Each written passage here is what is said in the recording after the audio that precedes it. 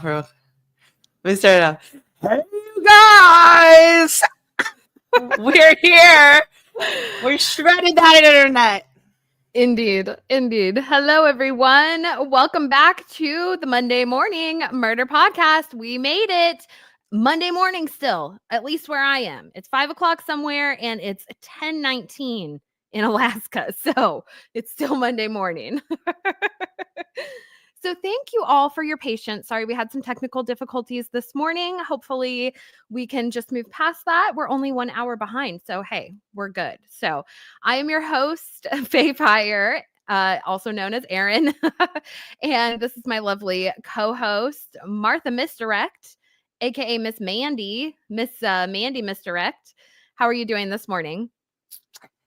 I'm great. I'm good now that we were all in a rush and then we made it on time and then the internet went out. But now, you know what? We're on wilderness time, as the chat has been saying. And, we're always on whatever time pretty much our kids are on. So, but anyway, we are here. We are on now the girls' time and your time. And we are thankful to have you to share this time with us. So thank you for your patience. And I'm ready, all you fellow jackets, citizen detectives, and Hive. Let's get into this story because there are so many little things that I'm excited to talk about today. But it's not how the story ends, is it? Not quite yet. Not quite yet. We're not done with you guys yet. And we're going to get, as much out of the next week or we have less than a week. I'm not ready for Yellowjackets season to be over. I'm like kind of wondering what to do with my life after this. And I think that's, probably how the Yellowjackets felt once they were rescued. And we don't know that that's how the season is going to end. I have my ideas on that, but we'll not get ahead of ourselves. But just the very idea that it's the last episode coming up is just kind of, I'm going through some emotions dealing with that. So I'm not ready. As above, so below. And, as this season is blooming and started off with the rites of spring, which was kind of funny that they have it. And now we're getting some snowfall. The wilderness will provide. So in the wilderness, just know that things will provide. I'm not ready for it to be over. Indeed. On that note, do you want to read our episode synopsis, Mandy? Yes, I do. We're at the crossroads.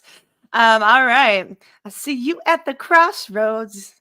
Van won't be lonely. See you at the crossroads, Van. Oh, how the story ends. Taking cues from Stravinsky or I don't even know how to say that. Picciotto. I don't know. Picciotto. I don't know. Picado. Is that? If that's your vibe. The Yellowjackets, Rites of Spring. Oh, that's the composer of Rites of Spring. There's a musical thing. Finally comes to an end. Missy gets a perfect pick. Me up. Shauna worries about a newly sticky Melissa problem. Van confronts herself on a classic adventure. And Nat finds hidden treasure uncovered in the dark. The power of the new flesh is strong with this one. Oh, I like that Star Wars input too. Mm-hmm. And the sticky problem, let's talk about that. Hello, Shauna throwing that strawberry jam. Very good point. Oh, we got Miss Martha Misdirect. We got Martha's Vineyard down the street. That's where Jeff wanted to go, Colonial Williamsburg. Do we see that coming up soon? I don't know, or something. There's more to this story there. Churning butter. I loved that callback to Colonial Williamsburg. And she's like, oh, if anyone wants to go churn butter. And, if anyone missed that, like that is that's a lesbian thing. So the churning butter. But anyways, if anyone missed that little inside joke for 2 seasons, I think it was worth pointing out. Well, I'm just gonna say that I love churning butter. And I used to churn ice cream too. But I'm sure you do, I will Mandy. tell you that right now I feel like my feelings and like my whole emotions are being churned. Because the first time I buttered up for Yellowjackets, I was buttered up for this episode, and I am churned. I am so mad that Van died, but There's a What lot the of emotions going on. Um, yeah, there's a lot to be said. There's good, there's bad. I don't, the and there's delivery. nothing, and ugly and nothing. Yeah, it was heartbreaking. It was heartbreaking. On that note, now I tried to call you, Mandy, so you can't blame me for pulling the executive decision, but I did choose Exit Music for a Film by Radiohead. So on the note of fans' demise. But we should point out, this is the second time they've played a Radiohead song during a death. I can't remember which song did they play during Nat's death? I'm terrible. Someone drop. I know Wild Marjoram knows this. Drop it in the chat. But yeah, this seems to be a running theme now that we've got this. And so I'm wondering if we're going to see this again. Is this going to be something that, a theme? Radiohead is the theme of like death music. Granted, they're quite, a vibe in themselves. Um, whoops. This episode is a real butter churner indeed. Street spirit. Okay, perfect. Thank you. So yeah, excuse me. I don't know if granted we didn't get to see Lottie's death scene and we will be hopefully getting some follow-up with that in the next episode. So we'll see. Is the Radiohead going to be a theme with that? And that's something we kind of talked about with that theme of the new flesh. So that being in reference to Videodrome, which is an 80s movie where there's kind of this like merging of technology and human flesh in a sense. And so I don't know. Radiohead is kind of like on par with that idea, right? Radiohead Yeah. is like, very, very much so. So maybe that's, and the way they have kind of that, reverb, a lot of that in their music and, sort of changing tones and textures.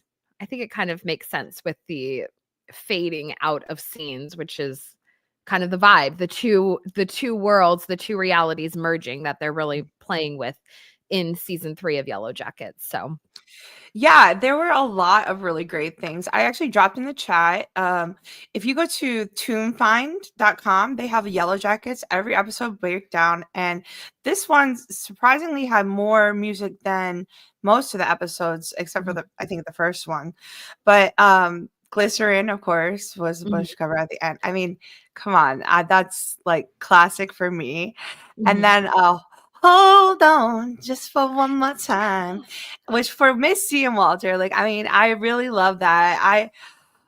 What is wrong with Missy? I mean, where was Walter in the helicopter when we needed our internet service? He probably would have brought you like a whole like giant thing up in there. Like, that was just wow. she's like, it's a little excessive. He's like, I was worried it was going to be a little excessive. I loved that. It, I love Walter. I'm sorry. yeah, Like, I I mean, hope that Misty comes around because he's just fantastic. I hope they churn butter together. Yeah. He Uh, knows how to make her anyway, toes curl and he knows how to churn her butter. That's it's like the never hottest. enough for it. That's Yeah. probably like their dirty talk. Anyways. So I also like Dear One by Pisces. That was just the when it was played was really cool.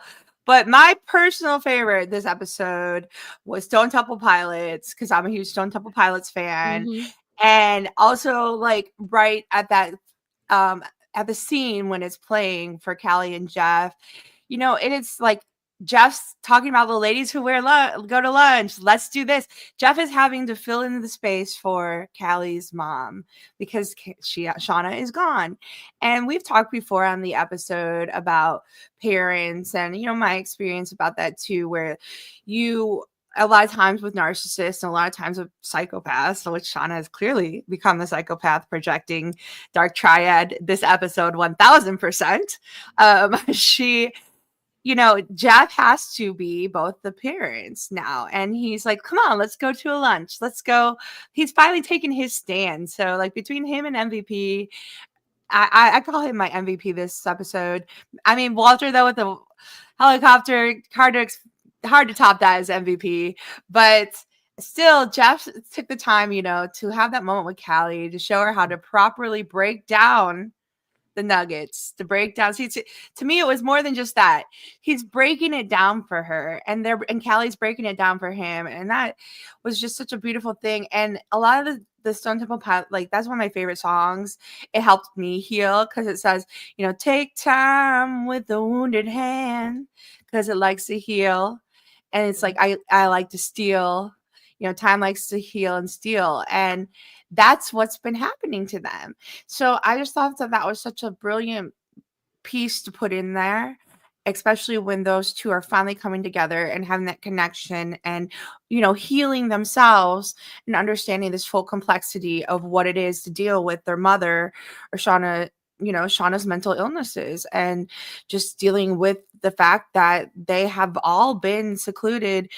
I mean, or not secluded, included into this whole trauma experience. And, for Jeff, he's half the man I used to be, and he's been losing it. And I just really connected with that Yeah. I'm personally. half the Yeah. man I used to be. Yeah, there was definitely it was quite a fitting song for that scene and the two of them bonding. And yeah, I could relate to my dad a lot in that moment too. It's like it was making me Yeah. miss my dad so much because he passed away like 10 years ago, but that was very like reminiscent of our relationship. And then also, yeah, like the ladies who lunch, like, yeah, because me and my mom didn't really have that bond the way my dad and I did. And I think there's something to that also with fathers and daughters and versus a mother and daughter. Yeah, Yeah. some mothers and daughters have a really strong relationship, but some girls have a much stronger relationship with their father. And, this kind of all goes back to the Orasaya, which, going, like that's like the core of this where Electra, she has so much anger towards her mother for how she treated her father. And yeah, her father was not this perfect person and he did do some terrible things, but the betrayal of the family um and and you know for selfish reasons, for your own personal, reasons, it doesn't balance out, like, personal vengeance versus like how that's going to ripple affect the whole family. And so it's definitely playing out with them in that regard. But we'll get more into that later. But I do think that was such a Yeah. perfect song for that moment. And I also love Stone Temple Pilots. And I hope that they find a way. Play Sour Girl. I feel like it just has a place in Yellowjackets. And that's my personal favorite Stone Temple Pilots song. Makes sense. Yeah. I mean, I I like am this. I jealous. think Jeff is really coming around, and half the man I used to be, and it feels like the dawn. And I love that he got his, ffurniturefam.net. Okay, we Mhm, got this. Let's go be ladies who lunch. mhm, mhm. Well, anyways, we'll come back. Yeah. The breaking down of the nugs also, there's something there to, like, the wilderness stuff also. It's, like, The dry, and like, smoking, aged. Let's the break it down. ritual. We're gonna break down what's going on with these weirdos. All right. Anyways, okay. So, and then let's see. So, before we get too much further into it, this episode was directed by Ben Seminoff and written by Sarah L. Thompson. And if you guys are keeping up with, I don't know, cons and big events, fandom events. South by Southwest was just happening last month, and the Yellowjackets creators were there, Bart and Ashley and Jonathan, oh, I'm so sorry, I forget the other gentleman's name, but they did a panel at South by Southwest, which Mandy, do you want to drop the link for that? It's in the notes, but They posted a video that's like an hour long that it was just done within the last week or two, so it has a lot of, you know, up-to-date questions. They have some questions about Lottie and what happened with her death. So and they don't give away too many spoilers, but it was worthwhile listening to. One of the great things that they said, one of my very favorite things that they said was that these characters are never more alive than when they're on the edge of death. And I think that's, you know, so accurate. And I hope we can all keep that in mind, especially after this episode and the next episode where we are exploring these ideas.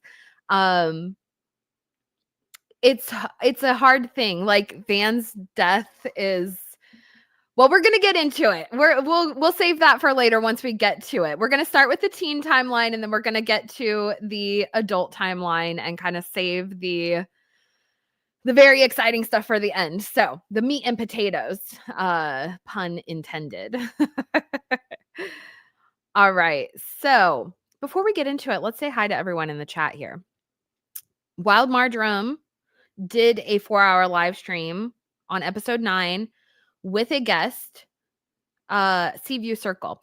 And she's also done some great interviews recently. She had Vanessa Prasad on. She's had Nia Sandaya. So definitely check out her channel, Sci-Fi Vision, which is linked here. Let's see here. Who else do we have? We've got Lola here, Rosie, Gray Alien. Hello, good morning, dear. I saw Mrs. Duncan the Tall earlier. Messy Jessie, New Star. Thanks for hanging out. So yeah, thank you guys. And our lovely friend whose name I can never say, DZ. I'm sorry. I'm sorry. I need to know how to pronounce that correctly. But anyways, thanks guys. Thank you for being here. Thanks for joining us on your Mondays once again. I feel like that's like a Missy Elliott backwards thing, like the or Yeah. good. I don't know. And I feel terrible. Like, is it another language? Am I just being a dick right now? Oh shit. I'm so sorry. We're sorry if it is actually like or maybe it's just a person that was like, blah, blah, and it's like, that's my screen name. And anyways, okay. All right. Moving on, guys. Which is cool. If you were just like that, okay, that works. Yeah, exactly. You know, sometimes it happens. Sometimes you've been carrying that screen name for quite some time. Like mine's been mandolin since I was 5. Okay. So, yeah. Classic.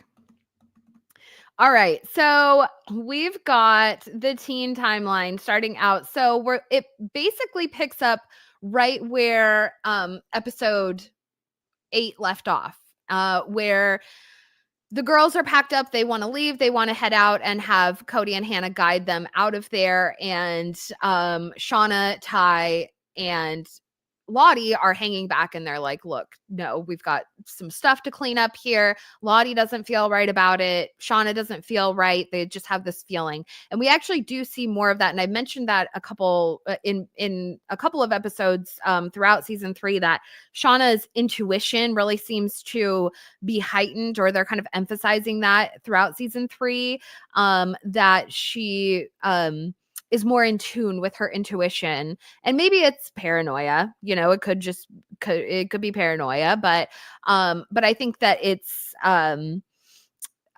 important that we see it. It's actually happening in the teen timeline and the adult timeline. So she doesn't feel right about it. The two are facing off. So we finally have this moment between the two queens, because really, like, Shauna was named queen for like 5 whole minutes until Cody and Hannah and them showed up. Versus Nat, who's been their leader. And so we have this dynamic with them, with the King Log versus King Stork, and, you know, the whole Zeus story that Cody had told. So we see this in this scene where the two are finally facing off, because Shauna is that more aggressive individual versus Nat, who's a little more communal, more diplomatic in a sense. Shauna's more tyrannical, and we definitely see a lot of that throughout this episode. So So they're kind of having this piss off moment. I love that little mention from Akila in the background. She's like, what is going on? And which is hilarious because she's just like, oh my God, like what is happening right now? Um, but yeah, so they're going back and forth. Ty says we don't have to stay forever, we just need to clean things up. Lottie says it'll be better this way, you'll see, this is what the wilderness wants. And Travis, I love what he says to her. He says, we've been in hell, you have no right to keep us here. And that's definitely a nod back to Paradise Lost, which was in the pilot episode with Shauna. And she obviously, that story really resonates throughout the entirety of Yellowjackets. Paradise Lost, Mandy and I, we've talked about it in Yellowjackets, but also in House of the Dragon. It is the story of Satan being cast out of heaven and into hell, and then he makes an ascent out of hell onto the earth and how it affects mankind, and then he's sent back to hell, and it's about like the circles of hell and that kind of thing. So, and that is truly affecting the girls, and I think we see this later in the episode too with the adult women, and like their ability to like lean into the evil, right? Yeah, and we get the book club alert, but also book club alert with A Tale of Two Cities, A Tale of Two Kittens or whatever, which like kind of it's about like these. Okay, so I'm just gonna read what I got on the moral of The Tale of Two Cities, and this is off of the online. So is that things are not always as they seem. Somebody who appears to be no good and can't talk today. Disreputable could become the most righteous person in the world. And individuals who appear to seek justice may end up being bloodthirsty in the end. And that's what's the moral, is that you just have these two things that seem like they're right, but it ends up being like the bloodthirst or the savageness or whatever you want to call it. Yeah, so I love book club continues. Book club continues. Yes, I love that. That we'll add that one to the list. And I have some other thoughts with that, because that being the moral, and then, well, anyways, I'm working on a video. I have the script written. I was almost going to record the audio while I was just dealing with internet issues, but I decided not to, just in case any good stuff comes up. And I'm glad that I waited, because that was perfect, Mandy. Perfect little addition. But yeah, I will have that video out to you guys this week. That is about Van's last adventure, we'll call it. And the hero's journey and kind of that fun stuff. I gotta be here for it. So yeah. I like this comment here. I put it up there. That Britt and Robin are here, and they see nothing but burgers this season. Like nothing burgers this season, but good to see. Yeah, go with the Slurpees. I get a lot of comments. They're like, who are these people? Like, what are they doing? Hopefully they'll find a way to work them in, just the way that Jen and Melissa have, their roles have been increased as each season has progressed. Perhaps in the next season we'll find more of a role fitting for these young women. And I do think, Robin has done a great job. Her emotional range, she's been a very empathetic individual, so we can like take that from her. Britt, on the other hand, we haven't gotten to see as much from her. But again, I'd love to see them, flesh out these characters, and it's just someone else or another, few characters. And there's always been background characters, background Yellowjackets that we don't really know much about. So I think that they'll find a way to kind of, utilize them and work them in to, in future episodes, hopefully. Fingers crossed. When we get a season 4. Y'all are better than me, because like I'm like, who the heck are these girls? Where did they come from? I'm like, what? Have I seen these girls before? I really didn't remember them. So Britt had a really funny like Instagram or TikTok video she did where I have it saved, but I don't want to play it because I'll probably get the video flagged or whatever. But she did like the voiceover where it's like that guy that's like, and then we moved to LA, and we and my grandmother, we started going to Jehovah Witness Church, but we were raised Catholic. You know, this one. Anyways, if anyone's seen that, and she did that as Brit, because people are like, where did this character come from? And she does her whole little backstory with that. It had me cracking up. I saved it. I'm gonna find a way to use it in a video, guys. I'm gonna find a way. Anyways. Okay. Carl says it was the best of times. Is this a tale of two cities? It was the best of times. It was the worst of times. It was the age of wisdom. It was the age of foolishness. It was the epoch of belief. It was the epoch of incredulity. It was the season of light. It was the season of darkness. It was the spring of hope. It was the winter of despair. Beautiful. Very good. Very good. And Charles wait, let's all take a moment together. Ready? Everyone breathe. Manifesting season 4. Buzz, buzz, buzz, buzz, buzz, buzz, buzz, buzz, buzz, buzz, buzz, buzz, buzz, buzz, buzz. We just jinxed on that. That was perfect. All right. So yeah, real Jen Lissa and Jen Hat shippers. Yeah, unite. Okay. All right, you guys. So so the girls are sort of defiant. They don't want to so we have the trio and they don't want to leave, and eventually, you know, Nat and Shauna are facing off. Shauna actually grabs Nat's gun because Cody, he's like, well, as much as, you know, I want to hang out braiding hair and this kind of thing, like I don't, so I'm out of here. And so Shauna actually pulls the gun on him, which is great, crazy. And he's like, are you sure you even know how to use that? And she's like, yeah, my boyfriend taught me how, which is like, Shauna, you are the boyfriend. Like, we know you are the boyfriend. So like, all right.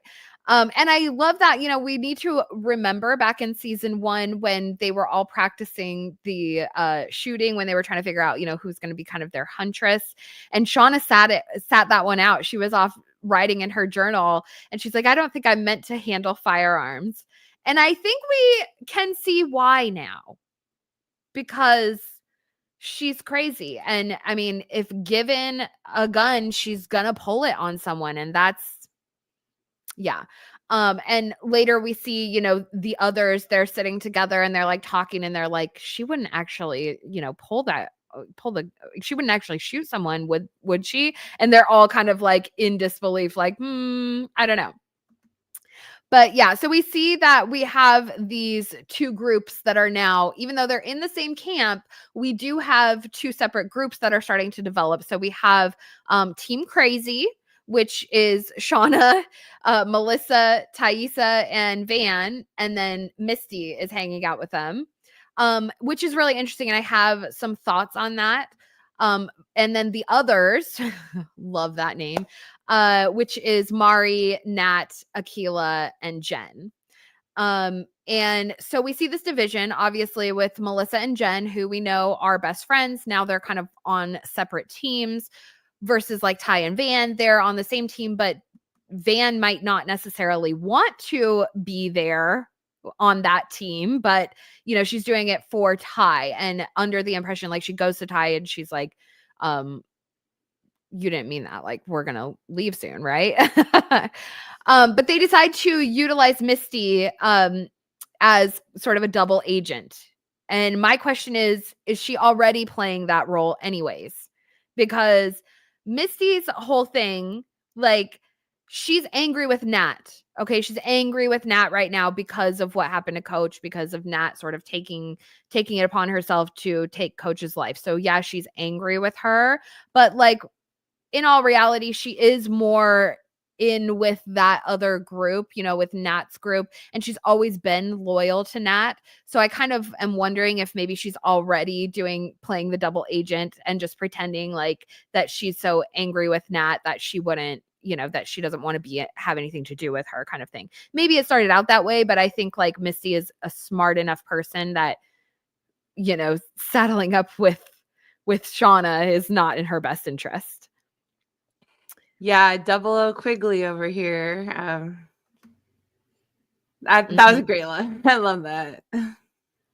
Yeah. But she's Misty's she's on it. I think at this point, she just wants them to feel part of the team, just the same as adult. But at this, even in adult version, she's done with it. She's like, I'm done. You guys were never the team. But yeah, she has a hard time finding that with Walter, who wants to be her team. So Mhm. they want to do the double O together. Like, every good agent needs their like counterpart. So Mhm. She's always kind of been on the outskirts anyways by being the team manager versus like on the team. So it would kind of make sense for her to kind of always be playing maybe not double agent, but just being like a neutral party mhm. in her actions or in her motivations. I mean, obviously she is an independent thinker when it comes to certain ideas and, with the black box, which we finally see come back into play later, which Yes. I'm very excited about. Well, you just want to talk about that because I think with her and Van, like, you see this ride or die thing with Van, but she finds Van doing the same thing. And so it's going to be interesting if she, misdirects, Missy misdirects, all of the projection and all of the hate that she's going to get once the team finds out onto Van, or Yeah. if Ty or if she and Nat will just have like this secret and try to fix it because it is team crazy and Missy's Missy's Misty. I don't know Yeah. Well, how else better to describe Misty quickly than Misty quickly. Like it should be a new definition to Misty quickly. Someone she's yeah, definitely. I love her so much. Me too. I'm loving her so much more throughout season 3. Like, I mean, I always loved Misty, but like you can see she is just so important to the whole story overall. And I keep coming back to this idea, especially in the adult timeline with like, um, who's actually the true queen. Like Shauna presumes that she is, but Misty in all actuality is the one who took Natalie's life. So it's kind of a like, yeah, Shauna drew the card, but Misty is the one who took Nat's life. So it's like, who is truly the queen at this point? And I think Misty kind of operates like their queen, she's the one that's out trying to solve murders, figure out what happened to them, operating from a neutral standpoint versus Shauna, who's just operating purely on vengeance and like power, and selfishness. Yeah. So. So I was thinking about that and did we go I didn't go back and look at what when the three scientists are in the card and they're playing cards and throwing cards into the hat.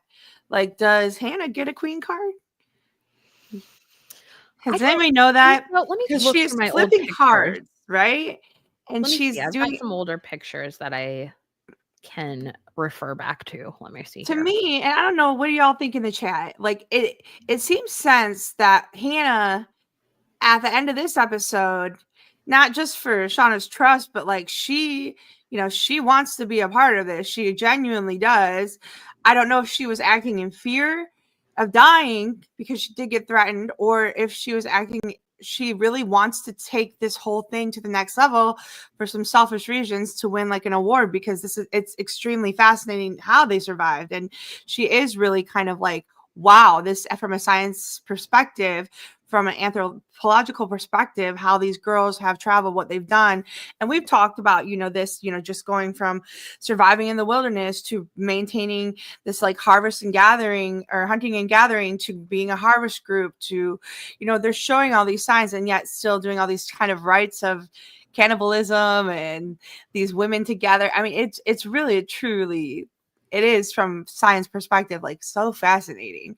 So Mhm. I can see why she wants to do it, but she just doesn't know any better, like how hard winter is. And that Yes. whole, yeah, we're getting Hannah's hope now. And I think whoever has the most hope, some people are like, she's going to be Pickle, definitely, probably because she's going to become a challenge. Shauna's trying, right now she's being triangulated.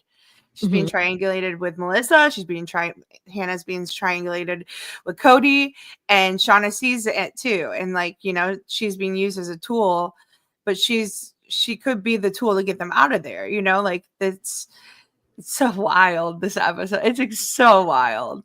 Yeah, this is a really crazy one. So, I couldn't find I don't have a good picture of the cards, unfortunately. So we'll have to check back on that one. But we'll take a look this week and see what we can find, because I do suspect that also, that like, is Hannah going to? So my okay. So let's I don't want to get ahead of myself, but I do have some ideas on as far as this is concerned. So we have the girls, the others, they're chatting. They don't want to stay out there for another winter. They want to do whatever they need to get out of there. And they're kind of wondering, yeah, would Shauna use the gun? I don't know. Is she crazy enough? They all kind of think, yeah, maybe she is crazy enough. Um, I love that moment where Mari, she's like, home was right there. Cheeseburgers. What her proper, motivations are here. And so Misty comes in with the water bucket, and she's trying to sort of infiltrate their situation, and she's great. She's like, oh, well, I thought you guys were part of she's great at thinking on her toes, because I'm a terrible liar. I wouldn't have been able to pull that off. I would have been like, damn, caught me. Um so she did a great job there. Um and so they're like, wait, does she know something? They don't know, what team she's on, and neither do we. And that's kind of what, creates that question. Like, is she already sort of double crossing the other team? Because, at the end of the day, I do think that Misty is more aligned with Nat, even though they're angry and they're fighting with each other. Those two, this is something I always say, like, at the end of the day, like, all these toxic relationships and everything, I think by the time we, end the series, we're going to look back and see that Misty and Nat had the healthiest relationship, even though the beginning of their dynamic is that moment where Nat's like in her house with a gun, and she's like, hello, Misty, you crazy effing bee, and so you automatically think that they have this like toxic friendship, or that, something, one of them is really crazy or unhinged. But at the end, like, I really think that these two might actually be the most normal, loyal, have the healthiest relationship, the healthiest friendship dynamic, despite the accidental death situation. But that was an accident, that was an accident. So, not that that's an excuse, but it is what Misty is suffering internally for it. So, all right. So then we have Ty and Van, and they're having this conversation, and we see this again where Van is kind of the moral, like, center in this dynamic, and Ty is kind of like, she says this thing where she's like, I know sometimes like the mind does, will block certain things out to try and like protect itself, but we need to remember what winter is really like out here. And winter was terrible enough for them the prior year with a cabin. Now this winter they're going into, and they're in huts. Granted, Ty's like, we're more prepared, but not, I mean, you're literally in huts. And they do have some game, they have some animals and food that they've been raising, so in that regard, yes, they are in a better position. But it's harsh. Winter is harsh and dangerous, and it's surprising that none of them died that prior year from the elements, or some other thing that could have happened. I mean, winter is dangerous out there, and it's long and it's cold. And I think that that's one of the things we're meant to take from season 2, where a lot of people are having problems with the pacing of season 3. And I think that the difference between season 2 and season 3 is season 2 takes place in winter, and winter in the north is like long, dark, and slow. There's nothing going on. It's cold and it's dark almost all the time. You have this like right now where they're at, they have nice, long, sunny summer days, but it switches in winter. So like here where I live in Alaska, the sun goes down at like 3-4 p.m. in the wintertime, and it doesn't come up until like 9 or 10 a.m. So we have like 4 or 5 hours of light during the daytime and the rest is darkness, and it's hard. It's really hard. And so I think that that's like where we can see the difference in the pacing, because things are moving really fast in season 3, but that's because that's how summer feels. It goes by too fast. You always want a little bit more, and going into winter is scary. So we can see Van, who has that fire symbolism. Also, she's afraid of going into winter and afraid of going to that dark place because she is inherently a good person, and she doesn't want to resort to the things that they had to do in the year prior. And so Ty is like, well, good thing you've been practicing the cards. Like, good thing you're practicing the card shuffling. And so it seems Yeah. like they're gonna rig it, right? I Well, I didn't think about that, about the rigging, but yeah, that's definitely what little kids do. And that makes a lot of sense. I also think that yeah, Ty definitely rigs everything. So, oh wait, I wanted to talk about that comment though. Oh, sorry. About Yeah. So this comment is really good. And I found it is well interesting that she does use the word game. Like, this isn't a game, that the game will run out. This game runs out eventually, and Mhm. it really was such a great double meaning and different things, especially games for soccer. And Ty thinks that, and Ty bringing up the card game and bringing up these things as well. So that's a really great comment. Mhm. But this is just, I don't understand. And someone else said about, if they do fix the phone, like, where are they going to find, how are they going to explain the phone, you know, to, if they clean up. So this whole cleanup thing is just, another excuse for them, and like this control power. It was, I don't know. I I mean, think chat. I think that Would some anyone stay?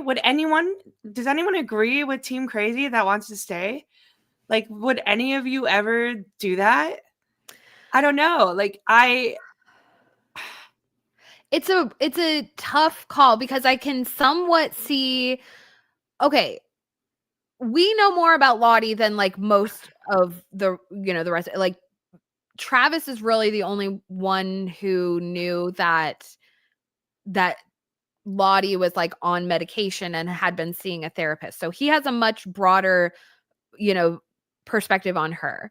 But like the other girls, like Shauna and Thaisa, are fairly logical as far as like the rules of the real world versus Lottie, who's like so far on the other, end of the spectrum, right? And so I can see what Ty has a point. There are things that need to be cleaned up that we can't just leave behind. Um I don't, and I always come back to that line from the pilot where where Shauna and Ty, they're at the diner, and she says, if anyone's digging, we're all effed. Okay. And so, like, it leads me to believe that they buried their secrets, like, literally. And so, and I'm guessing the pit is part of this, right? We have the pit girl scene. Now, my ultimate pit girl theory is that they end up being rescued right after the pit girl scene, as almost like a sacrifice reward situation, which a lot of them do believe is, the wilderness's power, right? Kind of off on a tangent, but I just think that I can understand Thaisa's point in needing to clean things up. There is a lot of evidence, there's a lot of bones, and there's, but then we also have that idea that, like, Coach's remains were taken back to the plane, which those are going to have evidence of cannibalism or of being butchered in such a way that it wasn't a natural death. That's how they can kind of assess these things on an anthropological level, right? yeah. So, yeah. This is good too. Like, I think a lot of them are living in fear. And this is when you make these kinds of decisions. And fear is the basis of a lot of like negativity, moral Yes. standards, and reasons for their stuff. and fear to go back to the modern world, fear to like have to explain themselves, or and when you're a kid or when you're a teenager, you are made to explain yourself quite often. I like this a lot, Rosie. Thank you for sharing. As someone who has been in my own sort of mental wilderness, I can completely understand their desire to stay. Something about getting in touch with your primal self is intoxicating. And yeah, it really, the call of the wild in a sense. And we can also relate it to just our inability to adapt as humans. Are we going to be the game, or make it into a game? Mhm. And just that human connection with our basic primal instincts. But at the same time, it's like, I want to go to the wild too, but I don't want to be like that. Like, I want to Yeah. move from Houston out to Alaska, maybe, or do something like that, or back to Michigan. But I don't want to. I want to be able to have a target. That's the biggest thing, like, people and I love not having that. Like, I love less is more to me, like, and Mhm. you learn to adapt and you learn to like less, and then you see more as excessive, like, Walter and Misty, where you're like, "I think this was a little bit excessive," you know?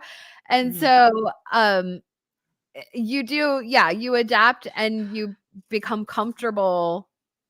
Less is more.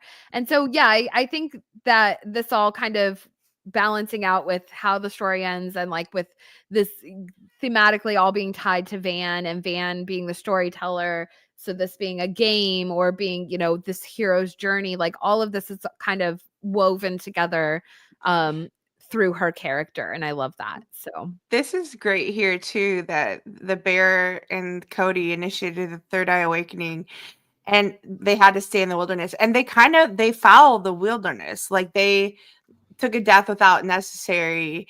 And I think, that kind of traps them. And it's funny because I don't think none of the girls would have done that. And the fact that Hannah, not knowing what she's getting into and being just like they were in the beginning, did this. And I think they might get punishment for that. And, could yeah. Hannah be the pit girl because she took without the wilderness's permission, or didn't let the wilderness decide?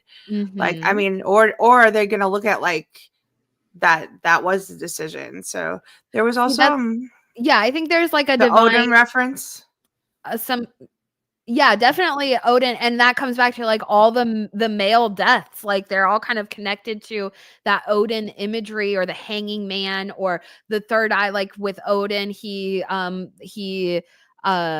sacrificed one of his eyes in order to gain knowledge of the rune, and he like hung himself from a tree upside down. And so all of these things, like with Ooh. Coach Bill, or with Javi, or even with Travis, and now with Kodiak, like we're seeing this thematically all taking place. I think that's a great actually theory for Hannah to be the girl hanging from the tree, because that goes perfectly, right? Hmm. She does have that. Yeah, I mean, if she is Pit Girl, if she is that But person. are we sure that that's the same person though? I mean, we all just assume, We but Yeah, we it don't. could be different people. I know, that's the thing. Like, we don't know for sure. I mean, we still, we might see it in the next episode, but honestly, I kind of wonder if, I don't think we're going to get it. I don't think we're going to get the actual Pit Girl scene in season 3. I think we might get moments leading up to it, or maybe even the card draw. And then we find out who it could be, but I don't think we're going to see it play out in season 3. That's my prediction. I don't know for sure, but that's my prediction, and I'm sticking to it. Oh, Wit says you look like you could play third timeline young adult Shauna. I I would heard love that. that once or You're twice. like the one. Yeah, yeah. Yeah, I know. Mm-hmm. Do um, you want to say Thank you. hello? That's a wonderful compliment, because honestly, they are Hi. babelicious. So thanks for putting me in there. And Wit, thank you for being a channel member. Wit is one of our wonderful channel members. So you should have um access to exclusive Yellowjackets emojis if you want to check in your thing. But yeah. So, and thank you. Thank you for your support. Um All right. So, but yeah, so Van, she's trying to fix the phone. So she's got the sat phone stashed away. She's looking for kind of wires and gear. She grabs some wires out of the plane wreckage. And Misty's watching and kind of following her to see what she's getting up to. And she goes over, she gets out the sat phone and she's kind of trying to like see if she can repair it. And so Misty, light bulb moment, she might have the part that she needs, but that would require her to um, admit that she's got the, the black box. So she has to do this secretly. She's got it hidden away under some tree roots. So yeah, so we'll come back to that. But I think that that's really exciting. I love it. Yeah.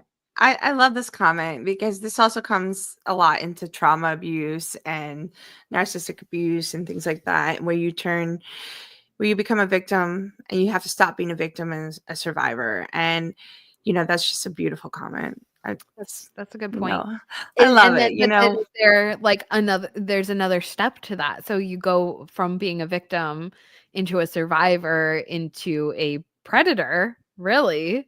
Or Because yeah, victim into predator, that and survivor, or back to understanding, because you intermesh.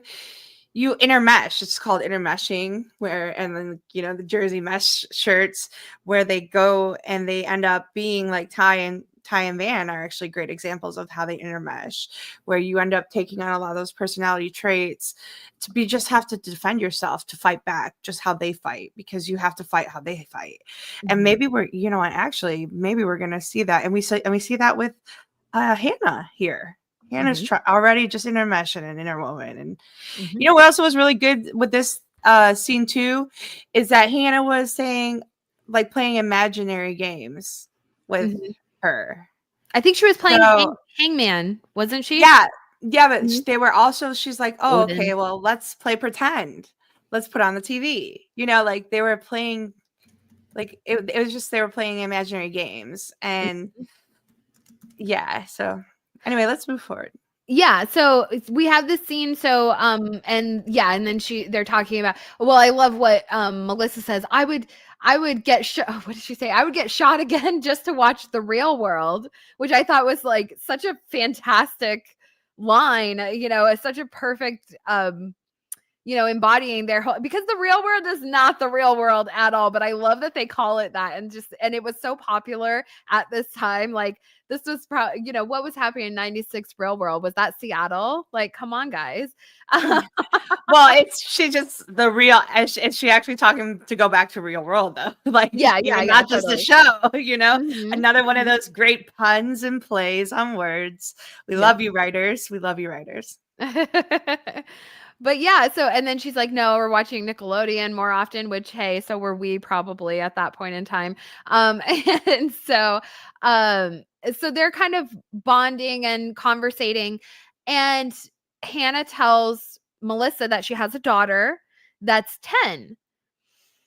And so later, like, and so this, of course, this gets sympathy points with Melissa, obviously and going back to what we talked about, Melissa has a lot of that goldfinch symbolism. She was wearing the goldfinch feather.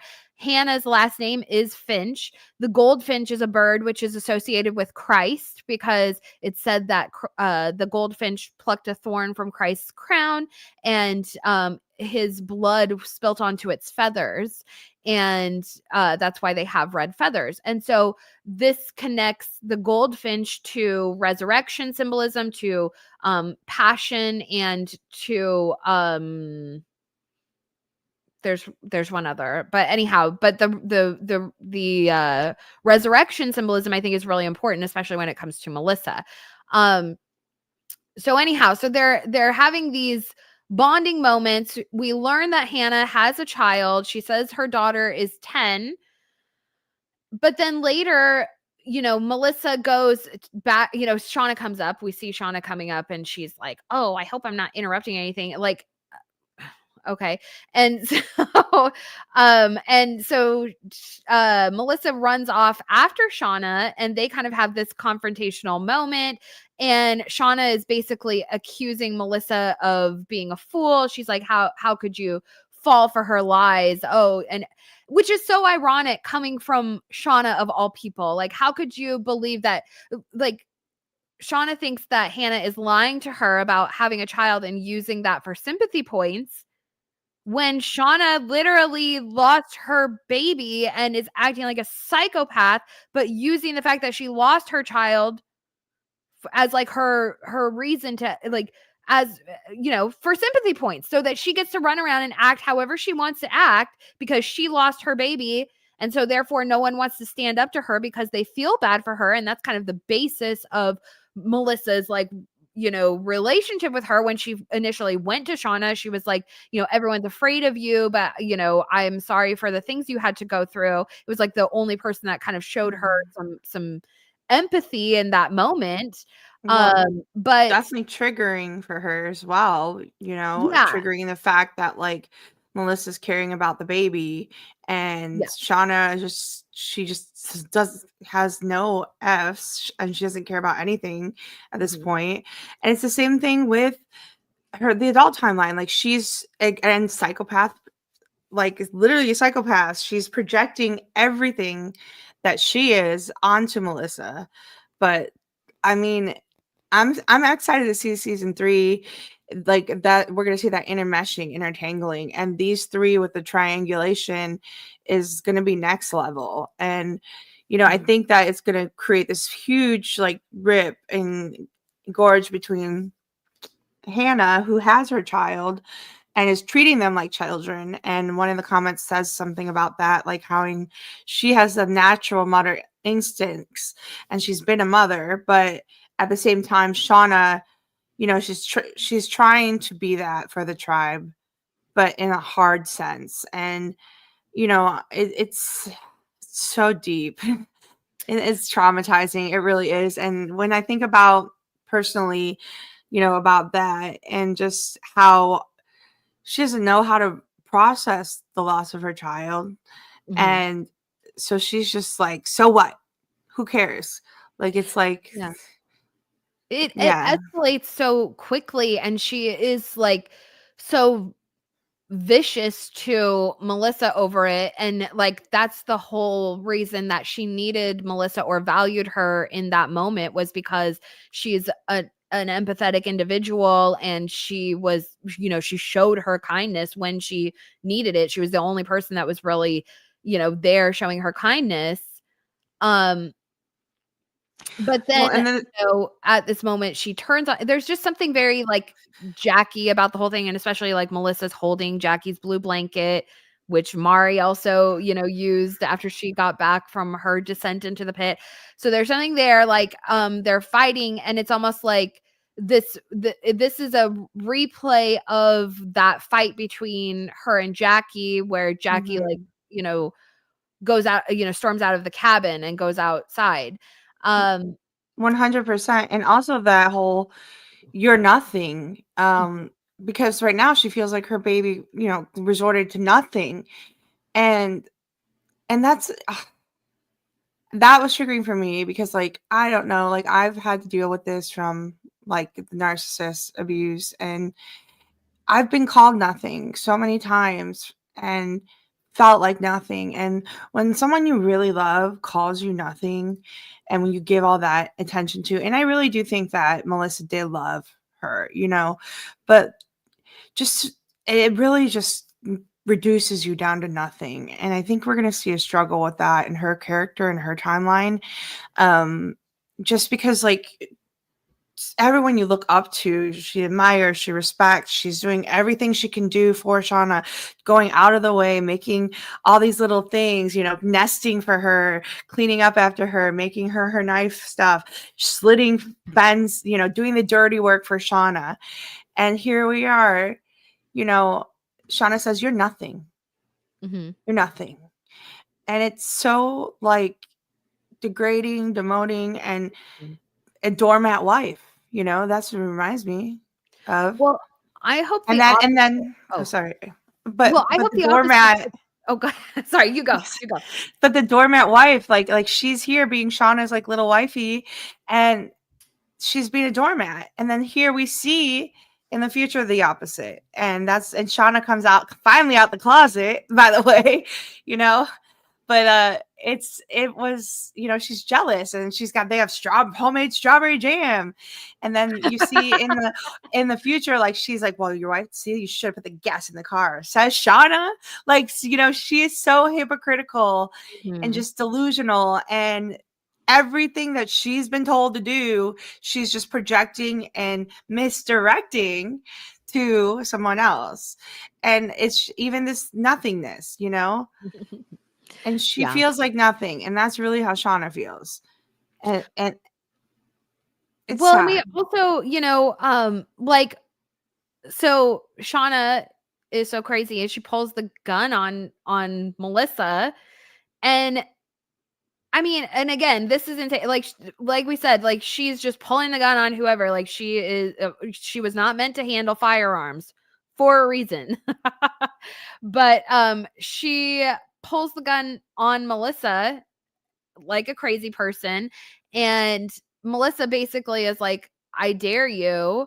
And like, bless her heart. Like, I hope the opposite for Melissa. Like, I hope that she continues to say, like, I hope she returns to Jen and she stays, strong in that. But I can also see, especially if Shauna becomes their queen, their leader, officially, then, if Melissa falls back and kind of goes back to that position, we can see why. And of course, there's a lot of, you and I have talked about the kind of parallels with Melissa and Shauna to, like, Daenerys and Khal Drogo, and there's this sort of like power dynamic, but it's also like an unhealthy, you know, like, there's a domineering partner in the situation. It's not an equal balance, and we've seen that, like, Melissa's definitely falls into more of that feminine position versus Shauna, who's really trying to like not emasculate, but masculate herself. I don't know what the right word is. What's the right word here? But she's very like, her male energy is coming through so strong. And we saw that moment like with her and Cody, where she's walking by and he like spits and she's like stares him down. And it's very like this cowboy kind of showdown situation. And also she's wearing, I don't know if you guys caught this, but Shauna is wearing Coach's shirt. That's his old green button-up shirt. That was Coach's. So I thought that was great. Like, she's really like taking on that male leadership role, which is interesting, of all things, that like she would adopt a sort of masculine energy to become their leader, when the whole kind of vibe amongst them is like, no, any of the thank you, Mudlove. Isn't that a fine word by me? But like, that's the vibe she's putting on. And when the rest of the girls have been so kind of against guys, like against male leadership, right? That's just kind of the whole theme of the show. But now she's adopting that energy. So it's just an interesting concept. Well, it's Um, perfect though. It's not. I mean, it goes exactly with the adult timeline, Jeff, where she's and explains why her and Kelly never got that bonding, and why she's not. She has to do that because in her trauma, not being able to hold her baby and not being able to do all that stuff, and have that motherly womanhood aspect with your your yin and yang, your dualism. And we talk a lot about this, and especially we've talked about being single parent and just having to have to be the mom and the dad and these things. So she's again, it makes sense she's doing this because she's avoiding what she needs to work through, mhm, instead of like taking on and through that emotions, and which is part of the female trait. I mean, we are more emotional, it's true. mhm. um Not saying, but we're just designed that way to be more maternal instinct. And she just wasn't able to get that. She got nothing out of that, so now she has to just blindly make herself feel nothing and then project it. Yeah, but yeah, so it's kind of playing out on Melissa. And also I think with this scene being sort of reminiscent of with what happened with Jackie, like, that was a really disempowering situation for Shauna, where yeah, they got in the fight, and then there's no closure there because Jackie went outside, like they had this fight, this argument. It was sort of petty. Granted, it was confronting Shauna about sleeping with Jeff and being pregnant with his child, but like, in the grand scheme of things, like it was never meant to result in Jackie's death of all things. And so I think that really made Shauna feel very disempowered, like very powerless in that moment when Jackie died, or like she could have done something different and it would have changed the situation. So now when we're repeating the situation with Melissa and with Shauna, she pulls the gun as sort of a way to take power over the situation. Because even if it resulted in the same thing, or even her toying with the idea, like this is her like playing God in a sense. She, because Jackie died, the wilderness chose, and that was taken out of her hands. Now she's playing this scene out again, where she's has the power of life and death, and she's like toying with it over Melissa. And bless Melissa's heart, she had just been shot like 2 days ago by Cody's arrow. So having Shauna pull the gun on her is like particularly diabolical, versus just, being diabolical in general. So it's a very complex situation. And then Shauna, of course, pulls the trigger and thankfully only grazes Melissa's jacket. But the whole thing was so messed up. That was just awful of Shauna to do. And the whole group realized it too. Like everyone in the background was like, hey, Shauna, knock it off. Like you're taking this too far. Put the gun down, like stop it. Everyone was on the same page. Like you're going too far with this. And she still, she's crazy. Like plain and simple. Like I love Shauna, but like, no, you crazy girl. So yeah, that's kind of how that all played out. So all right. Moving on from this scene. Now I do have a question for you guys, because let me pull back up another photo. Who's hornier? Frogs. What were you going to say? I said, here's the question. Who's hornier? Teens or the frogs? Now, Shauna I want to bring this up to you guys. Well, actually, okay. Well, we'll keep moving forward. So like later that night, we had later in the day, we have this scene. So basically Mari takes Hannah to go to the bathroom, and she kind of takes her a little further than normal, which is freaking Hannah out. But we find Nat is out there hiding in the woods. And Nat says to Hannah, look, you want to escape, don't you? I'm going to give you a knife. When it gets dark, cut you and Cody free, and we're going to make a run for it and get out of here, kind of thing.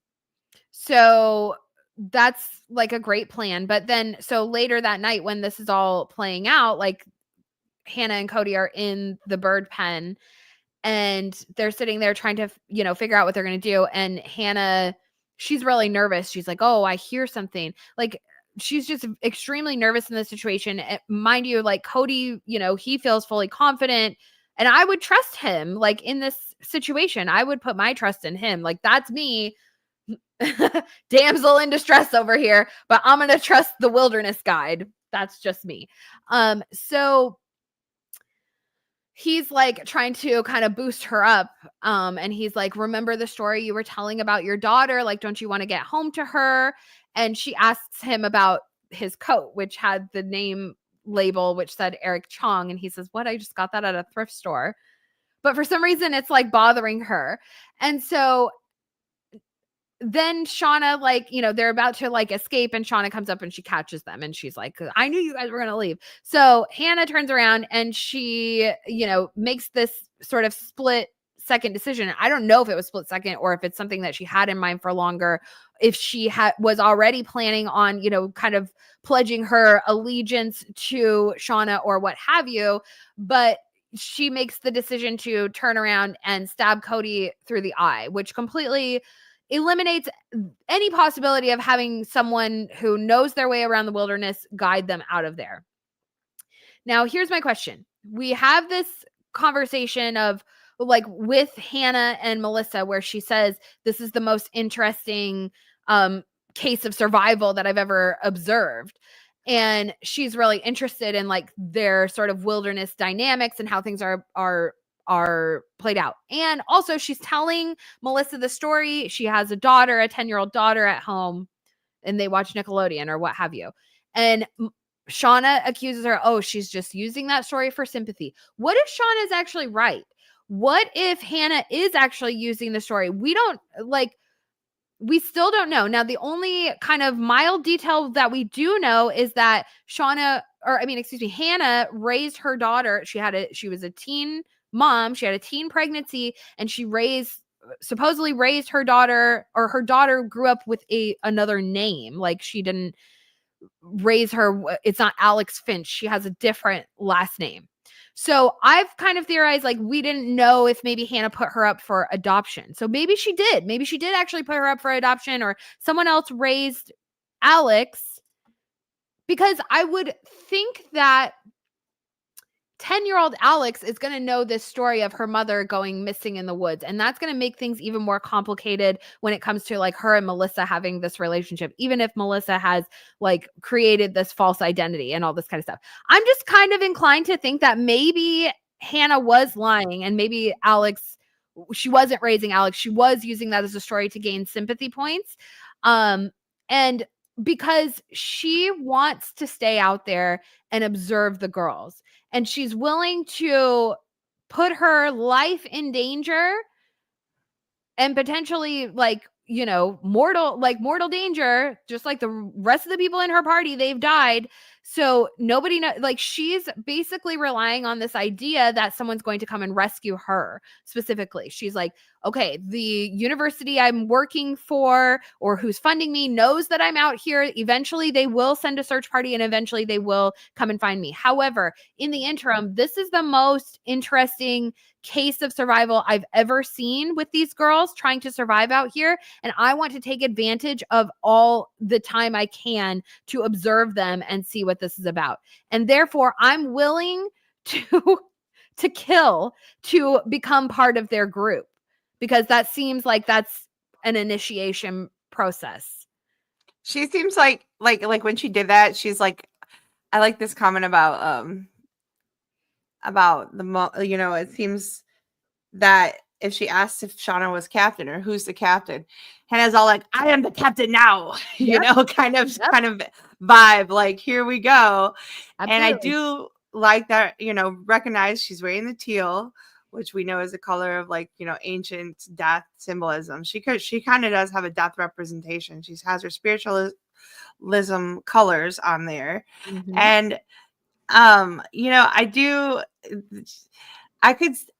so I kind of have an idea that this Alex character, I mean, if what you're saying, like, does she exist or not? Like, is that Jen? Did Jen and Melissa end up just taking new identities? And, like, because she looks like Jen when she comes in, and they're doing the kid thing. To that. That was kind of thing. And then I like this comment too, because she was afraid, number one. So fear makes you do different things. And then he called her the C word, the forbidden C word, boop. Honestly, that's one of my favorite swear words. I know it's a bad word, but, like, I don't know. I like that. But that's my Irish side of the family, and, like, everybody says it in Ireland all the time. Yeah, so, like, you're using it in a British way. yeah. But and it's but dirty no, talk. I agree. That is that one. I was actually talking about this with my husband. I was like, that's a word you don't like. It's fun to use in, like, a British way, but, like, if you call a woman that in a serious way, things get serious real fast. I mean, if you're, if you're in, like, a private secluded thing and you're having some dirty talk, that's kind of a hot word to me, at least. But anyway, we're different. Well, it's like a domination submissive type thing. We'll see.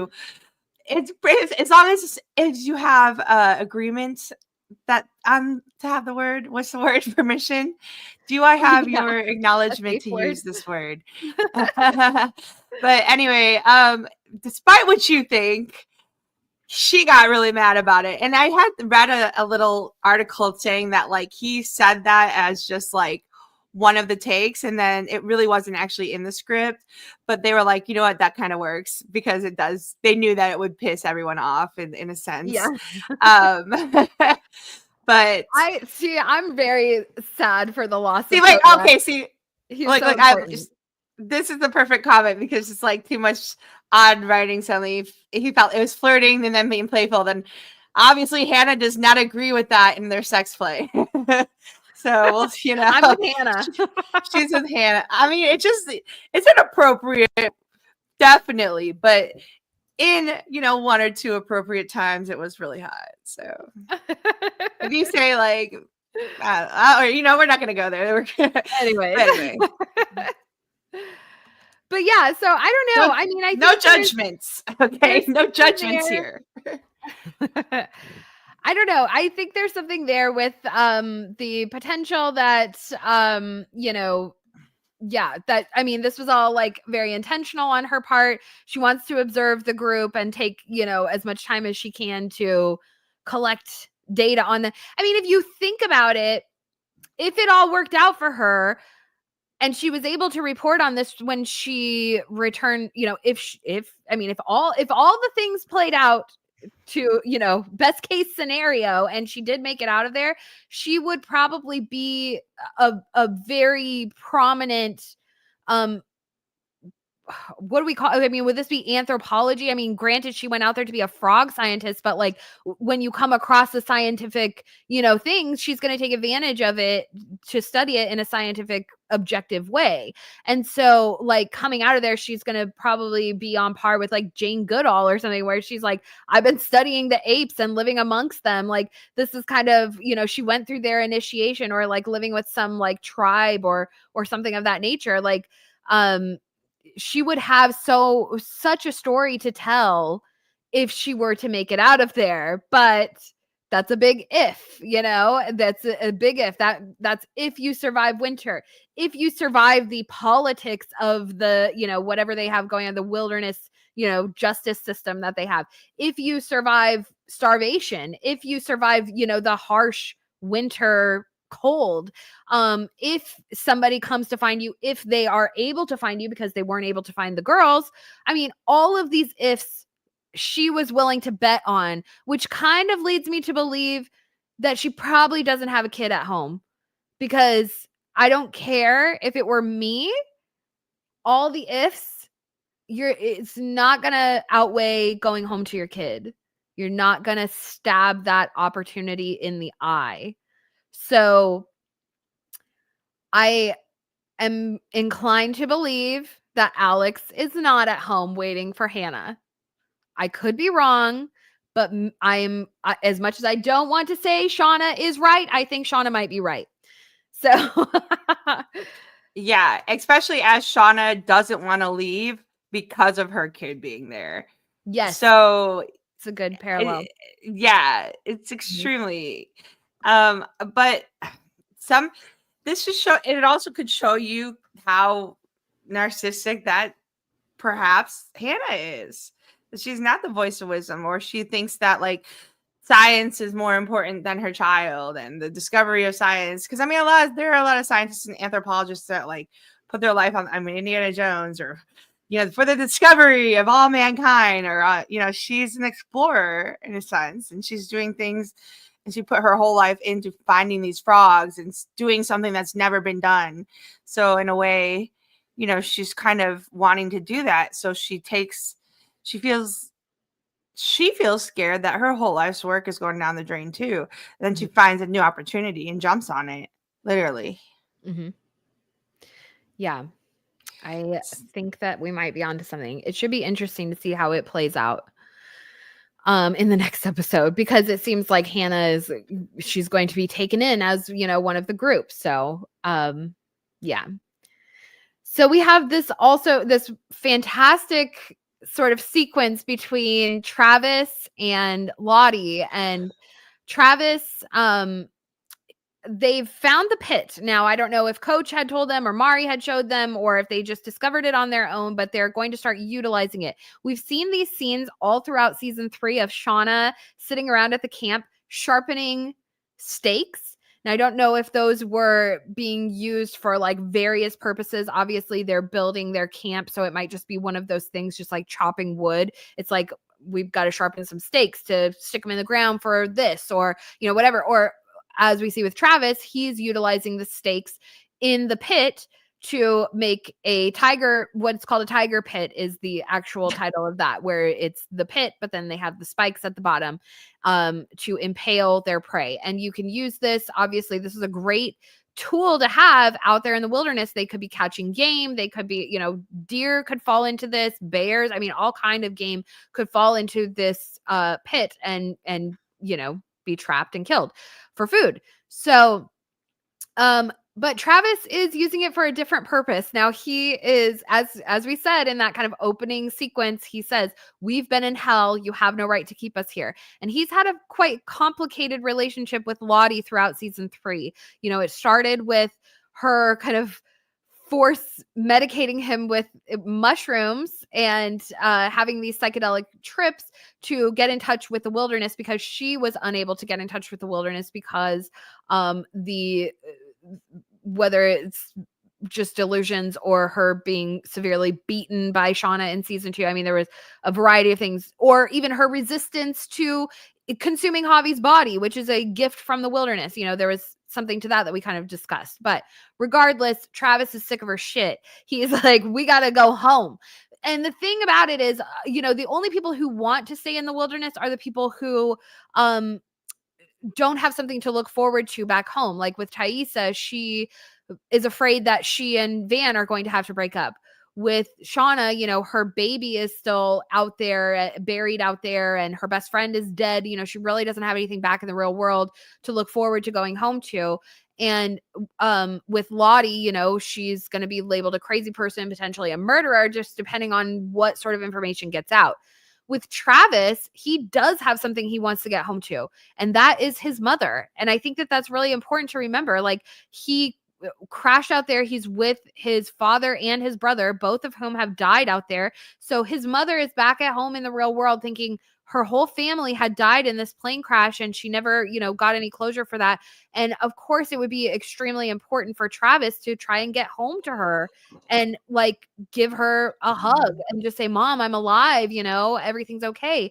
There's a lot of questions left unanswered with Travis's mom and kind of that dynamic, because you know, we only saw her very briefly in the pilot episode, and it seemed like there was like this animosity between their father and their, you know, his father and mother. Like, they weren't, you know, particularly warm in their goodbyes when they were leaving. Like, he tried to give her a kiss and she like turned away. So like there's some questions, and of course Travis has a lot of you know, he doesn't like his dad particularly. Like, he would tell Javi his dad sucks, he's a bad person, he's an asshole, all this kind of stuff. So I just think it would be really morale importance for Travis to want to get home. Like, that's probably what's guiding him, is getting home to his mother and letting her know that he's okay.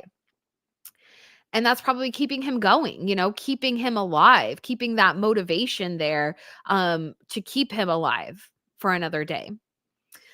But so he goes through, he decides to cover the pit, and he's going to try and lure Lottie there and have her fall in the pit. So we have this great scene. He's like very precise, very particular. He's placing each stick very meticulously on this pile, and then he throws a log in there just to test its durability, and it falls right through. Now, of course, Mandy, I know you're just itching. I know you want to talk about the Jesus symbolism that's associated with this whole scene, but I also have a Greek, or not even Greek, it's Italian, Roman sort of architectural explanation for it as well. So a real world explanation and a spiritual one. Mandy, do you want to talk about the Jesus symbolism here? I mean, yeah, step out onto that boat, what he does with Peter. If you have faith, you know, then just come to me, step out. And she has faith in the wilderness. And I think a lot of people recognize that, like, that was just kind of there already. I think a lot of people recognize that, step out onto the ocean and the wilderness will provide, or I will save you from the depths of the ocean, is, God talks about a lot of times, or Jesus says, like, you would cross an ocean so I wouldn't drown. Anyway, I'm not gonna sing anymore, but I've been at the campfire all weekend. But yeah, pity parties got to make a thing. I think I'm actually more interested to hear yours, because everybody knows walking on water. I mean, it's not water or the wilderness, whatever you want to call it. It's walking out, taking a leap of faith, jumping out. The stars were made because they jumped up, they made a leap of faith into the galaxy. So it's kind There's of something interesting. Yeah.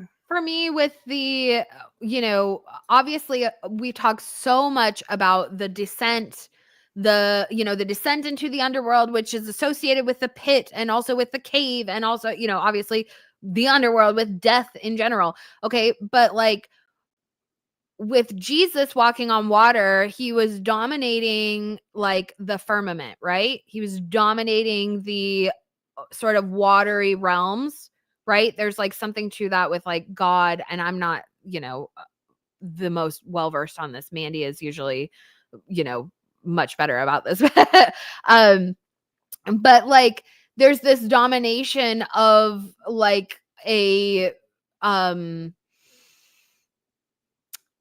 what am I trying to say? Like an axis point, the water versus the earth. Okay. And so with Lottie walking over the pit, she is sort of blessed by the wilderness and also dominating the wilderness, and, ascending the wilderness's pole below, in a sense. Does that make Yeah, sense?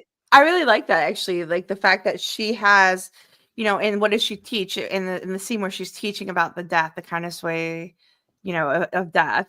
And this sovereignty kind of feel, or chosen one, or prophetic type of thing, because the prophets did great work through, God or Jesus, or they were given great powers like she was. And here she had Travis, who we find out, like, his faith has failed, yet she continues, and despite him telling her, I lied, this is not how it was, and she looked at him like, oh, ye of little faith, and stepped forward. And also you have, her, in this episode, you can really see her line here. I have one too, by the way, but like we have like a scar on the forehead where, that symbolizes a lot of times these oracles, or these people, or there's third eye type people, I have one too. spiritual things. Mine's like right smack. I I've actually got done hit in my the head with eyebrow, I think, a like music Mandy. stand. I got hit in the head with a music stand, and it started like blood rushing out. It was all crazy when I was a kid. But yeah, this whole leap of faith thing, and Travis is Peter, and Peter is so consequential, and especially with Easter coming. Mhm. Peter, and this whole dynamic between Peter and Judas, and Peter denied Jesus 3 times, and after Jesus was arrested, Peter continued to deny him. He's like, oh, you were the one that saw this, we saw you with the Nazarene. And he's like, no, that wasn't me. And even when Jesus comes into the room, and then they're questioning Peter, and Peter denies him, there's this look that they, like, can you imagine that? Like, look that you get when you're being put to death. And she kind of gives him this look too. It's like, you're going to put me to death. But it's like this look of like just brokenheartedness, love, and guilt, but yet forgiveness. Mhm. And when Jesus, it says he wept, and he looks, and this look of like, I know that you're trying to kill me. I know that you denied me before the rooster crows, you know, um, and this whole look she gives him, again, it's this. I forgive you, but watch now as I go towards it. Mhm. And Lottie, making her claim to stay, making her claim that she will survive, um it's such a I love the scene, but yeah, if you know the story, you know the story. I want to hear more though about the your Greek side of the story. Yeah. Well, I love this comment from Carl. So Peter means rock or stone. What happens when you put a rock in water? It sinks rather than floats. Oh ye of little faith. And and even like Travis like testing his trap here, throwing it, I think it was a log that he threw in, but it's like it sunk, it sunk right through. Now, as far as a sort of logical explanation to this, I was actually, my husband pointed this out, that there's this the Da Vinci Bridge, which is a sort of like architectural, it's all like balance, and it's designed by Leonardo da Vinci. So it's basically, you can make a whole bridge that is just based on balancing sticks in the correct way. It's all like self-supported. So when you put weight on one, it sort of activates another stick and the whole thing balances out. So that's what my husband was immediately, he's like, oh, he made a Da Vinci bridge and he didn't even know it. And it is kind of funny because when you're watching Travis put each stick down, he's very meticulous. They go through and show that scene of Mhm. him being one stick at a time. And so it's almost like he unwittingly maybe made this contraption that Yeah. would provide a reason why Lottie was able to walk out on it and it didn't collapse under her weight because of Travis's meticulous. It was funny watching that scene of him doing it because it was almost like drug fueled in a sense. There was like something fueling him building this bridge, which he had his own um motivations, or his own like grandmaster plan of like how it was all going to play out, and then it just completely did not. And so I like to believe obviously that there's a spiritual element to it, but of course there's always got to be that the I logical aspect to it. Yeah, we talked about also the Da Vinci and Man when we were talking about Adam and how they chop them up and how they actually butcher the Yeah, meat. Shauna Vitruvian butchers. Man kind of. Yes, yes. So Mhm. I think that's actually a great job, our two citizen detective. He's This is he has his uh, moments. this is the MVP comment right here of today. Duh, And it obviously. look, if you know, you know. And Mhm. we're not gonna say where this is from. But if you know, you know. Exactly, exactly. So, yeah, so I don't know, I loved this whole scene, obviously with Lottie and with Travis. I mean, this was a magical scene. Of course, I would imagine it's probably going to have, long-term effects on how Travis is feeling about Lottie, or maybe, bring him back around to her prophetic abilities. But of course, there may have been like a change or an awakening in her, which seemed to happen when she killed Edwin. So who knows, what's kicked into gear for her at this point, and if Travis is going to be fearful of that or abide by it and, partake in it. He does seem realistic with the fact that it was just mushrooms that were affecting his brain. But then you see, something like this, it's probably gonna be like, what the heck, trigger something for him. So we'll see if he comes back around as, worshiping Lottie. And how it's going to change his opinion on things here. But it was a beautiful scene. I just absolutely loved it. I loved it. It was perfect, especially for Lottie and her sort of spiritual awakening that's been happening over the last couple of episodes, since she did something quite horrible. But is it having a benefit to her? Well, I think also like we see Nat getting into despair this episode. And I think Mhm. that this scene here with Nat and Travis kind of being the Orion and the Bull and Hunter, we've talked about their pull and their kind of dynamic together as a dualistic couple, um, is going to be Nat going into despair and then now him starting to regain hope. So Mhm. we see this in both of their characters this episode. So next episode, I wonder if it's going to help them to reunite a little bit more. Yeah. And especially now that Travis has this masculinity about him again with Kodiak and, you know, such much with a man coming back into the camp and how things happen and how he just kind of popped up out of nowhere into this new man again. And Travis is going to be made new again. I really do believe that he does have a lot of symbolism of Peter. So someone had said that. Yeah. And Peter, you know, Peter goes back and forth. I know how many times does he make mistakes, and you know, he writes a lot of the books in the New Testament.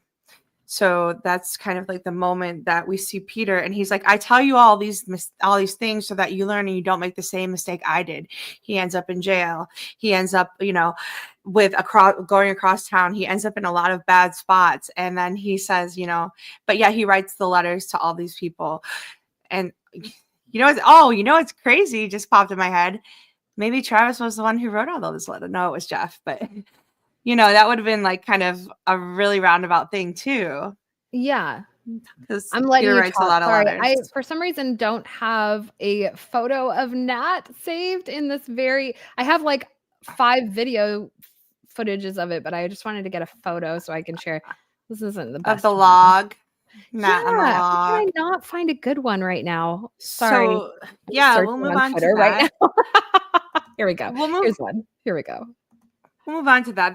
That scene was so just beautiful, and she does such a good job, the actress.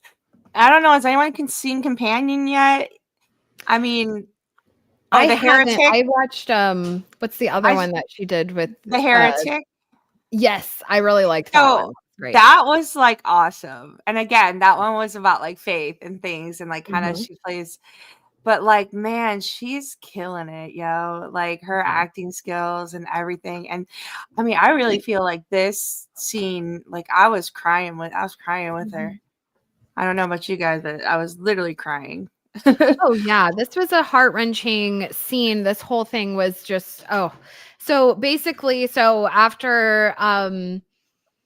after Hannah stabs Cody through the eye, the other girls come together. They were all kind of waiting, and they were going to meet up over at this log, which I guess is this the same? I'm not sure if it's the same log that was in the scene with the chase with Hannah and Cody.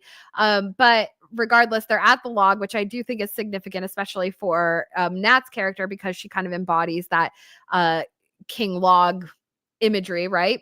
And so they come together, and it's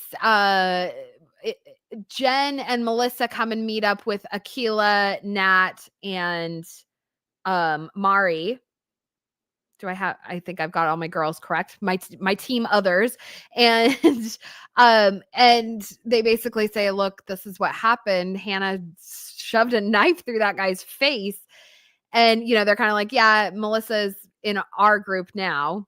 And so, and then Nat just kind of slowly backs up and sits down on this log, and she just bursts into tears and just starts crying. And it's so emotional. You know, she's just broken at this point. And like, you have to think about like this journey that she's gone on in just very recent, like in the last few days, where between killing Coach after like holding him prisoner forever, you know, for months, for weeks at least, and then giving him the gift of mercy, but you know, carrying that burden, because that's not who Nat is. It's not like she was vicious or ill-intentioned with killing Coach. She was giving him the gift of mercy. But of course, it's still an incredible burden to carry. She's not a murderer. She's not a person that kills people, you know. She's a huntress, yes, but like her huntress skills came from Coach also. So there's just like so much complicated emotion, because he was very much like a father figure to her. But then she also forfeited her right to rulership, or being like their queen in essence, which was like not something that she was super keen on anyways. But if it kept that position, the leadership role, out of the hands of someone that's far more unhinged, you know, she was kind of willing to be that person. She didn't exactly love it, but you know, she did an okay job until the people were kind of like, you know, hopping all over her like frogs on a log and talking a bunch of crap. So, she just feels like a failure kind of in all ways, and this was like the last glimmer of hope, and she really wanted to try and sort of save the day in a sense. She wanted to get them out of there and be the reason that they all survived. And as soon as she sits down and starts crying, we see the breath showing, the cold breath, and also the snowflakes start falling, and the rest of the group kind of leave her there, and she just cries, for some time, you can tell. Truly heartbreaking, beautiful scene. Sophie Thatcher, incredible acting, and really heart-wrenching. And we kind of see like this transition of where this change in Natalie happens, where she goes from kind of being that young girl, the young Natalie that we know, into adult Natalie, who has that sort of harsh exterior. And, we can tell she's been through some shit. And I think this was like her breaking point right here. So, but thankfully she, as she's sitting there, she sees a little firefly flitting by, a little buzzing by. And it's Misty. And she's running by. I really love that little scene of her running by, like do, do, do, do, do, with her little light. It was just so cute. And so Nat's like, what the heck? And so she follows her, and Misty is going down to her little stash area. She pulls out the black box, and she starts to kind of dig around to find the antenna is what she's looking for. So there is an antenna in the black box, and she finds it, she pulls it out, and she's just so happy right in that moment. She's like, oh my gosh. But Nat comes around the corner, and she's like, what are you doing? And Misty's like, I figured out the way to save us. I know how to save us. And Nat's like, but you have the transponder? And so Misty's face kind of goes, it just drops like, oh, actually, yeah. So now we're faced with this point. We've kind of talked about this, like, especially going back to, I want to say it was episode 3, Them's the Breaks, with adult Shauna and Misty in the van. And Shauna's sitting there naming off all of Misty's, like, her sins, basically. She's listing off her sins, all the things she's done wrong. Oh, somebody must have dropped you as a child or something like that. And like, what she doesn't name off is the black box. She says nothing about the black box. She names off all these other terrible things about Misty, but she doesn't say anything about the black box. So I kind of am inclined to believe that the other girls don't find out about the black box, that Misty had destroyed it or has it, but maybe Nat does. And I mean, obviously Nat does. We saw that in this episode. So Nat knows, but I don't think that Nat's going to turn around and tell everyone. Just doesn't seem like that's who she is. But it kind of plays into that, hello, Misty, you crazy effing bee. Like, that's their dynamic. Like, they have their own personal dynamic between each other. So yeah, Nat might know she's a little kooky.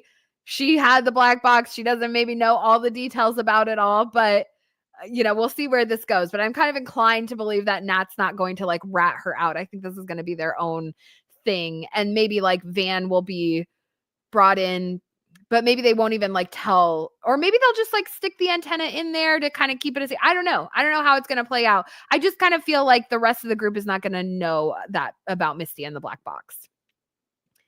So, Mandy, thoughts? Yeah. Yeah, I think it's going to be a secret, and I think it's going to be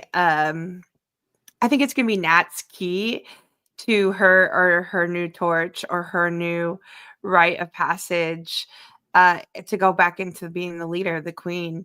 Because once winter comes, or once whatever, and once they get it fixed, because but they're going to have to get Van on their side. They're going to have to somehow entangle Van, and so there's going to be a triangulation there, which is going to really tick Ty off. And beyond that, I think that this whole, like, the previous scene with it going back to winter, and the right to spring, and then back to winter, and we see this whole again, the dualism dynamic, and with like Persephone coming in and out of the underworld for for the spring and summer 6 months, and we see Nat wearing the Persephone type outfit. You know, she's got like the stripes and this whole kind of vibe with the darkness, and that little bit of, I thought that when it snowed and then we see that glimmer of hope, yes, it's like that glimmer that, okay, it's time for you to go back to being like, to come back out.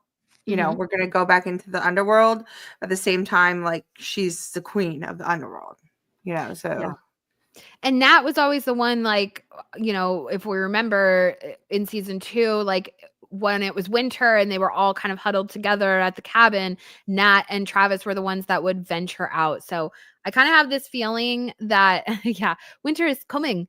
That, like while Marjoram says, so I have a feeling that the finale is going to culminate with them getting the phone working and perhaps Natalie getting out to a place, you know, like what Hannah had said, you need a clear line to the sky. I mean, it's not rocket science. Even in 1996, like antennas, in fact, were much more commonly used in 1996 versus now. So like they're going to understand that idea of like trying to gain, you know, find service, find a clear line to the sky, as Hannah said. So even though winter is coming, it seems like Nat would be that person to venture out. She's going to know trails and ways of, like, her and Travis had gone out on the mountains and that kind of thing. So I kind of have a feeling that that's how the season will end, is going to be them getting the phone working, and it's probably going to be Nat. They always said Nat is the reason that they got out of there. She's the reason they were rescued. And so she will probably haul the phone out of there and find a place and find a way to make contact with the outside world. And what could also be interesting about that idea is if all the Pit Girl stuff like takes place while Nat is away, because a lot of like the Antler Queen imagery, obviously we connect that with Natalie. She is sort of our Antler Queen, like that's her role. But in the Pit Girl scene, there's obviously the Antler Queen is sort of instructing the scene, like the feast and all of that, and sitting at the head of the table, quote unquote, being served. So it kind of would make sense, like if Nat wasn't even there, you know, wasn't even there for the Pit Girl scene or for the feast. And also because she's like their moral, you know, center, she's not gonna, I can see all of that happening, the hunt and everything, while she's away. And she's in no way, shape, or form involved in that, which could also create like some confusion with the number of people. We assume there's like the 8th survivor. That's kind of the running theory. Oh, there's only 8 survivors that got out of there because of the Pit Girl scene. But you know, there's question on if that number is accurate or not. And so this would be another great way to sort of create some confusion with the numbers of who survived, who all survived. So they can continue to play with that, because I think that we might still have one more adult survivor. We still haven't met Evans Johnson, and she's cast in season 3. So I would imagine she's going to make her appearance in the finale episode. And I think many of us speculate who she might be, and fingers crossed that she could be adult Aquila. So this one is also a good point, and I was going to bring it up earlier, is Van still has that map from them. So putting it together with, you know, I think that Van, and then this could be what leads to the true betrayal of Thais and Van and why they weren't together. You know what I mean? Interesting. I mean, right now they make it seem like she's afraid because you can't go back to that, because in the 90s people weren't so open, and it would ruin all of, you know, Thais's hopes and dreams, but it ends up being exactly what she got. But, you know, her being, I think that is probably what's going to put them at odds with each other. That makes sense, you know, because Thaisa's got her motivations, but again, I think she's like really speaking from a place of fear versus Van, who's speaking actually from a place of logic. It's interesting how the lines get muddled with Taissa because she seems so logical all the time and her being like a politician and all of this, but we see these moments where she really becomes like zealous. Um, and I think that's other Ty that we see in those moments, Mm-hmm. but So yeah. I want to point out Dreamgirl's making a bunch of comments in the chat. If you go back up to about, they were really good. I mean, just some of them they're a little bit off of what we were talking about, but they are really good comments. And about like the judges, or hold on, there was one about just making about their signs and their kind of equivalents to the Greek mythology Mhm. and their astrological signs. So I wanted to shout out to that. Also, remember that none of those girls were good at trigonometry. Yeah. So we'll see. Let's see. Here we go. Here's Team Dream Girl again. Akila is 11 on the team, and Aquarius type Oracle. Mhm. Yeah, we actually talked a lot about that during our first season of streaming, which was actually season 2, and then we went back to 1. But we talked a lot about their archetypes, or what we thought they were going to be, and not just based on the actual actresses, but based on each character archetype. Kind of fun. I always compare them to Sailor Moon characters. So I love that Akila is number 11, and that yeah. was Allie Stevens' number also, so she's filling in for Allie Stevens, and so there's something to that, again, with, like, the dual realities and all of that as well. And But I lunar love, like, calendar. Akila's oracle imagery, and I have so many thoughts, like, as to how that could play out, especially if Evans Johnson is playing adult Akila, and then, like, how the story is kind of playing out with Lottie's death and Lottie being their sort of priestess, but she was kind of also a leader figure to Akila through her kind of oracle journey. So wouldn't it be interesting to see, like, we're going to get more about Lottie in the season finale that's been shown in the trailer and talked about, that Simone Kessel will be in episode 10. So wouldn't it just be interesting if there was some sort of pull that Akila was feeling, being like a student of Lottie or her oracle student, or them sort of connected in that regard with Lottie's passing, and then maybe Akila being pulled into sort of stepping into that position as like the priestess of the group. It's just an idea. Yeah. I also think that Callie is kind of fitting into that idea as well. Lottie sensed the power in her. And then we also have that scene with Callie, and she's talking about the feelings. I just have a feeling. There's just a feeling that I have. So there's something there with like her connection. I feel like Callie kind of has more of a connection to the oracle or priestess energy Yeah. versus, her mother's energy of Oh, Violet. for sure. And she calls Although her she has mother out fun. 100%. Although Callie does Um, have a little fun every now and again. she calls her mother out 100%. She knows it all. She found it all. She knows where to look. She knows. Okay. And she's like Lottie. And then I feel like she's taken on the mantle of Lottie too. Um, Also, so Taylor 26, I actually have a project I'm working on with this. Axis Mandy is coming out during the wilderness season, between seasons. Um, so this is, that I have also equated each one into the tribes of Israel, and some of them don't make it. So, some of them are discluded. So it's going to be really good. I love that you've been pointing it out this whole time, where she pointed out like Judah, the tribes, and things. Yeah. There's a lot that's connecting them to, like, yeah, the tribes, and of course, like, the wilderness and all of that as well, being cast into the wilderness. Um, all right. So, uh, okay. So let's go ahead and get into the adult timeline. And let's see here.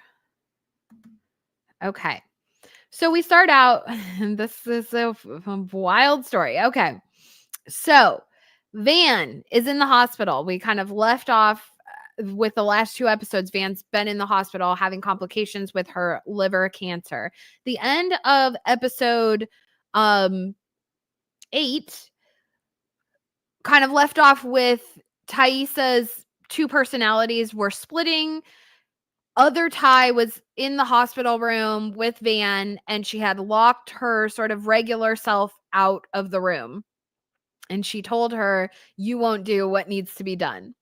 Now, we don't exactly see what happens after that. However, the next thing we see, the opening of this episode is Van waking up in the hospital. And I don't know if you guys like caught this, but something about the curtains and the light shining through the curtains was giving me the vibes of the cabin, that vision that Van had in the cabin.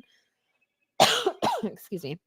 Where she was seeing, it was at the time of seemingly it was furnished at the time when like Cabin Daddy was living there, and it kind of had like those old fashioned, like maybe flannel curtains. Like something about the light that was just coming into the hospital room was reminiscent of that.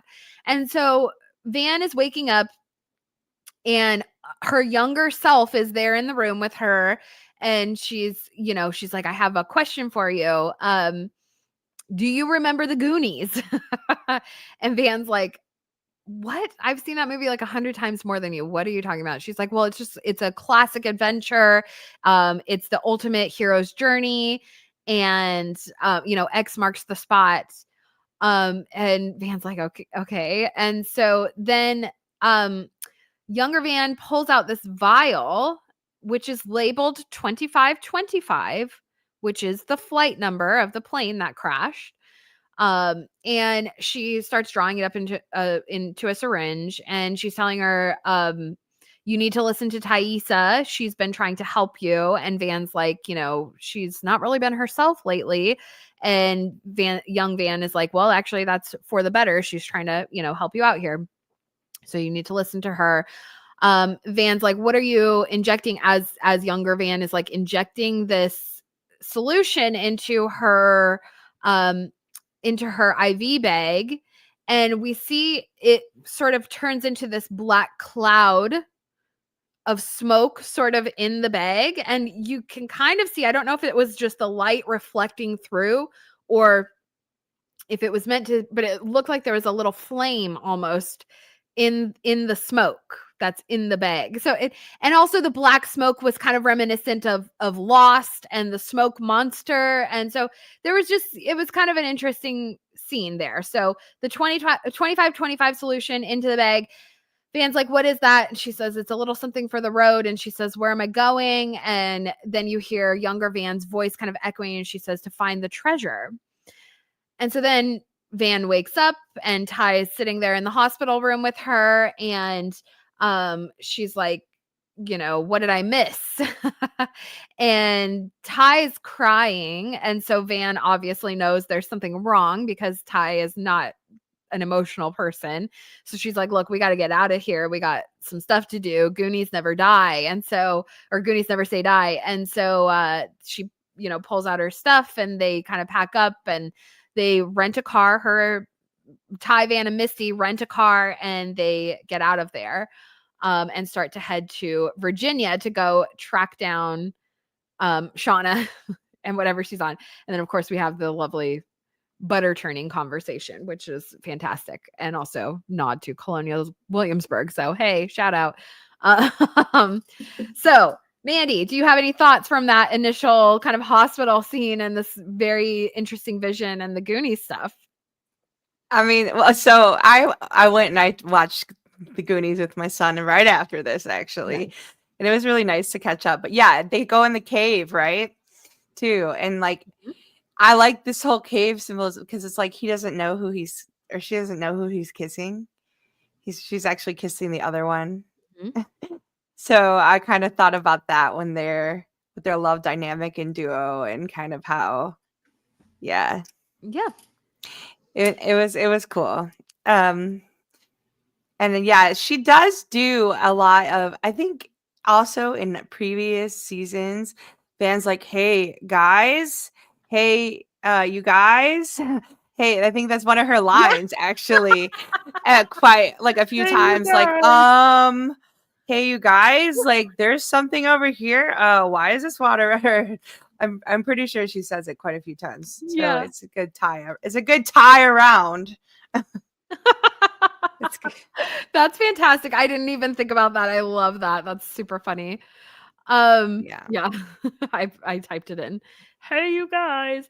Um, so yeah, that's great. And another thing, like we talked about last week with Slater Kenny being played and them being from Olympia, Washington, Olympia being, kind of connected to all the Greek stuff. But also just being the destination where the girls were supposed to arrive. They were headed towards Seattle. Well, the Goonies takes place in Astoria, Oregon, which is, there in the Pacific Northwest area. I mean, Astoria is literally like you cross the bridge from Washington to Oregon, and Astoria is right there. So like it's barely Oregon, but all of this like Pacific Northwest kind of stuff taking place, and that being the actual destination that the girls were supposed to be arriving to. I just think it's kind of interesting that they're kind of including all of that into this season. I love it. Of course, being a person who's from the Pacific Northwest, I'm like, hey, Goonies, hey, Slater Kinney, hey, all the little things. So I love it. Yeah, Um, it's my dad's. It's one of my dad's favorite movies, and yeah. so yeah, I just am like, wow. But it's so crazy like how different it is nowadays compared to them. But I think also the whole point of Goonies and things were not as what they seem. And they find out about many of those characters, and that was what the tale of cities, or the Mhm. tale of two kittens today. But yes, things are not Yeah, as they because seem. it's like another world, and I think, um, actually, I think that's in next week's description, but it's something like it's our time down here, and they kind of have this whole other world down there with the cave, and they don't want to go back home because the one kid is like losing his house, and so there's a lot there, like the two worlds, the dual realities, that Yellowjackets has been exploring. So. Um, Yeah. And they go, and then they're also going down into the cave, and they find the treasure through the cave, and mhm, it again Plato's cave. So it was a yeah, great reference, mhm, especially their time in the cave and Van's visions, and like how they're all portraying and coming into life now of the fire, and her visions now and her visions at death, and when taking the plane ride back, we get that one again. So. mhm. And the cave is part of the hero's journey as well. So, Mhm. there's a lot to the I mean, and so, like, people were not, like I kind of loved all the sort of thematic, like, grandiose overtones that were going on. I think a lot of people were just fixated on Van was killed, and they were really upset about that. But like, there was so much more going on in this episode, or like to just the way that the whole story played out amongst them. Than just, Van died. Yeah, that sucks, but there was more to it. And they did work it out in a way that was like thematically sound, that, it worked. Um, the broad strokes worked, and it was well written in that regard. And I think that's why they wanted to point out the hero's journey as a sort of narrative structure for us to recognize. So when Yeah. all the people are like, no, Van died. Like, this is terrible, right? And I'm seeing it. It's all I've seen all week long. People are like, the writing is so bad. The writing is terrible. And it's like, no, actually, No, it's it's beautiful. pointing us to the hero's journey. And maybe it's like a little laying it on a little too thick. Maybe they're like, no, this is a well written, it's It's following the structure. But solid writing. yeah. And yeah, it's more than well written. It's so many undertones that I hope that you're listening now and getting it and seeing it. And beyond that, the undertone of her sacrifice, she finally gave up. And it was like, Melissa's there ready to be the sacrifice. Okay, I'll do it. I'll do it. And Van didn't take it. So Mhm. now Van became the sacrifice. But Van was Exactly. wanting, and she was okay with that from the beginning. And then her being with Thaisa made her more fear and more ready to go. And then I think she came to terms with, hey, it's time for me to die. I know it's a time. X marks the spot. This is what I was. And here's Melissa as an X laid out, pretty much the same. And as the cross, bearing the cross. We all bear our own crosses. And it, again, lining up with our lunar calendar and all the things that we're seeing. What a perfect, I think it was a beautiful way for them to make Van become this sacrifice. Yes, and have it all kind of wrap up with, like, this theme of, like, how Mhm. the story ends, like, it being a story, a narrative for her, and I kinda love it, like, And I it feel so it connected to Van. chooses.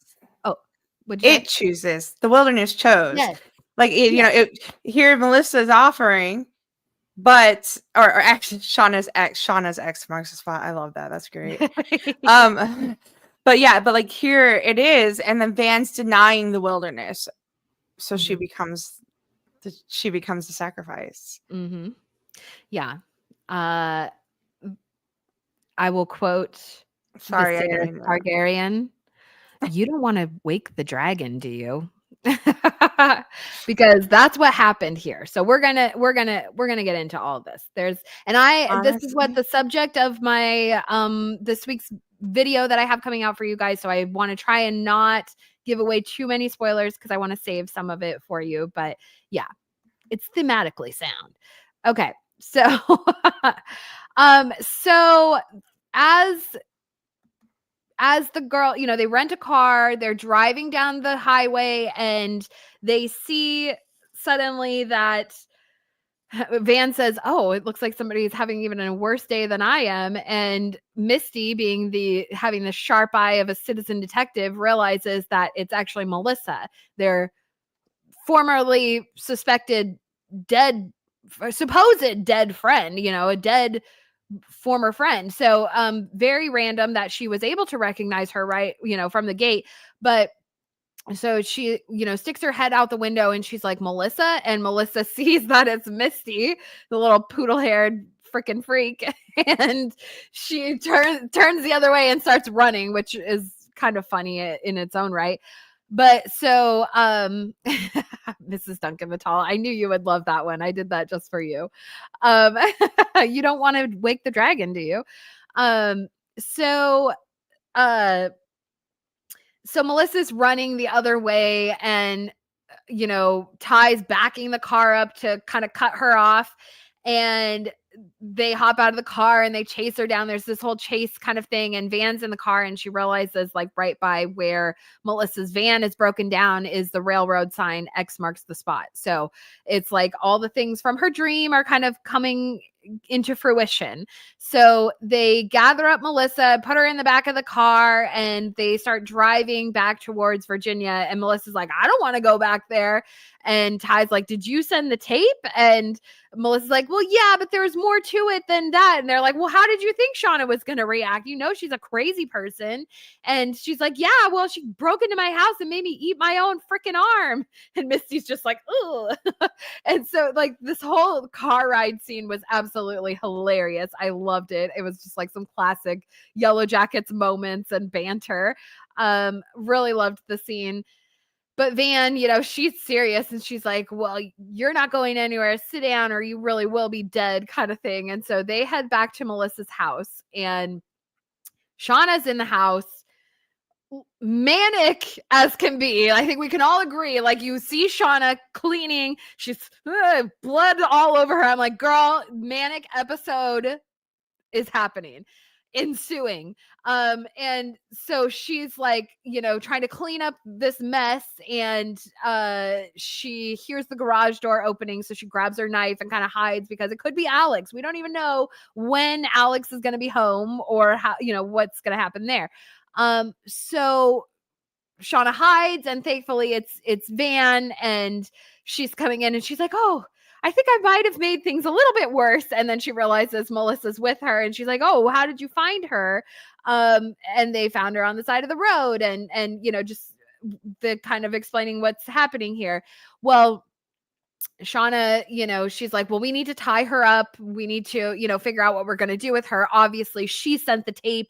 Obviously, she tried to kill me. She killed Lottie, all this kind of stuff. Shauna's just basically mystery solved. Everything's wrapped up with a nice bow here. It's all Melissa's fault. And that's that, because she said she sent the tape, which, granted, Melissa probably shouldn't have sent the tape. Probably a psychotic, decision. But I also think that Melissa sending the tape is part of her, like, Yellowjackets syndrome, we'll call it, which is all of these women doing manic, unpredictable things, which are as a direct result of their, trauma and experience in the wilderness, but it's causing them to do, really erratic things, with Shauna and Adam, or with, like, when somebody steals her van and she goes in and she, like, threatens to skin the guy, this kind of, like, dangerous, like Thaisa killing Biscuit, sacrificing the dog, all these kind of things. This erratic behavior, which is clearly stems back to their trauma, but they don't, kind of want to face facts. And I think that was Melissa sending the tape. Common sense would know that Shauna is going to act like a psycho when she gets the tape, but for some reason, Melissa still chose to send it, right? And was kind of like, from what we could tell, was kind of stalking Shauna a little bit, hanging out outside her house. She's obviously keeping up with what's going on with the rest of the Yellowjackets, because she thought that, Lottie had started a cult and they had all joined the cult and they were sacrificing people. And that's the reason that Natalie had died, which almost there, almost accurate, but not quite. So, there's a lot to it. So I think that was Melissa's reasoning. She's pretending like everything's fine and normal.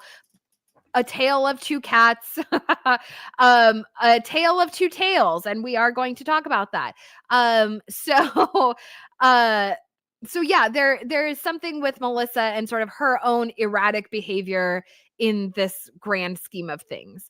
But regardless, Misty is like, look, Shauna is the one. I have the receipt from her going into the city. There's evidence of her DNA under Lottie's fingernails. I think she's the one that killed Lottie. And so I'm not ready. She's just trying to blame it all on Melissa and just, wipe her hands clean of the whole situation. And so Misty says, look, I'm not doing this. This is Shauna's mess. She can clean it up. Find another maid. I'm tired of cleaning up her messes, which are only, like, implicating me. And I love that moment with, like, when they bring up Adam and Melissa's like, who's Adam? You mean there was a body? You mean there was another guy? And Shauna, like, brought you guys into it and made you clean up the mess and implicated you? Oh, yeah. Shauna is the problem. I'm not the problem. Shauna is the problem. And she's definitely got a point in that regard. But yeah, so Misty leaves. Also, but also, like, now that Melissa is gone and she knows about that, now they're all, the hunt is really on, because this is really going to undo everything. And I'm wondering also what the note said, Moni G says, but back to Carl's cleaning, like, the fact is, why do you look at that or the beam, or the beam or dart that's in your brother's eye, but you don't consider the beam that's in your own eye? And I love that. That's one of my favorite verses from the Bible. It's just like calling the pot the kettle black, Absolutely. the pot calling the kettle black. And I love that. Yeah. But see, like, so she goes off though, but yeah, she runs back to try to save them. Yeah, she's doing her own, and that's, like, her own being thing. The queen, like, in her own way, right?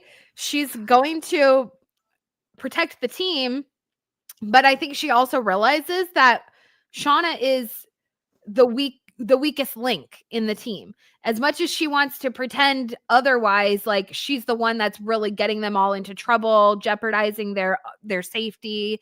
Between the Adam situation and now with Melissa, she just goes off and does what she wants to do and doesn't think twice, and then leaves the mess for everyone else to clean up. And Misty's finally like, I'm not cleaning up the mess. I'm going to like protect the rest of us like a good queen should be doing, not implicating us in your like, reckless behavior kind of thing. So, I love that when she leaves. And I love just the progression throughout season 3 of her standing up for herself more and more. And, for even though she is still loyal to the team, she's becoming more capable of speaking up for herself as a result of Natalie's death, in a sense. Like it's sort of empowered her in that way, in a Yeah, good way, versus like what we're seeing with teen Shauna. And like I was saying, like the whole scene with her and Melissa, and that being like a reenactment of the fight between her and Jackie. And so what Shauna took from Jackie's death in her version of empowering it is like this violence, or like a desire to control the situation through any means necessary, whereas Misty took Natalie's death as a much more healthier thing to learn from, in I a way. like this comment. I think this too. I think she did do it, and then Maddie goes on to say about that it's part of the subconscious wanting to reconnect with the wilderness in terms of getting back to the hunt. And Yes. since the hunt has been restarted again by the other girls, why would not the rest of them be fully brought into it or come back? They started it again. And then so now it's alive, and it's coming out in all of them. Yeah. Um And Melissa and made herself the target of the hunt now. So like now she's actually dictating the hunt in a sense, because all eyes are on her. Like, Shauna and Ty are going to want to, especially Ty, are going to want vengeance for Van. And so like I think that now Melissa is actually dictating the rules of the hunt by being the target, in a sense, because she's like, well, they're going to come after me. So as long as I keep running, we'll see how far we can take this, kind of thing. And I agree. Yeah, I think she was trying to bring it back. She was trying to get involved. The other girls are playing. The other girls are getting to play and have their little wilderness games and join Lottie's cult. Why can't I play, kind of thing? So she found her own way to get in there.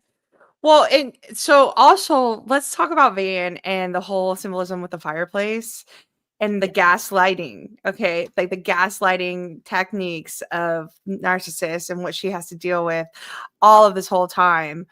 Melissa's literally gaslighting them all. So Mhm. that could be a clue into what we're going to see from her character. I do think that maybe she's in cohorts with something or someone, or maybe like Melissa is who Missy sees on Lottie's phone. You know, I don't know, but this whole fireplace thing and Van being so afraid of the fire, and that was how she was going to die, and just not being able. And she, like, I mean, the whole hearth, her dying by the hearth, and then her becoming that sacrifice. It's just, it blows my mind. And then Thaisa finally realizing that all of her gaslighting and controlling Van actually brought Van, we can't stay here. We got to go. We have to go do this.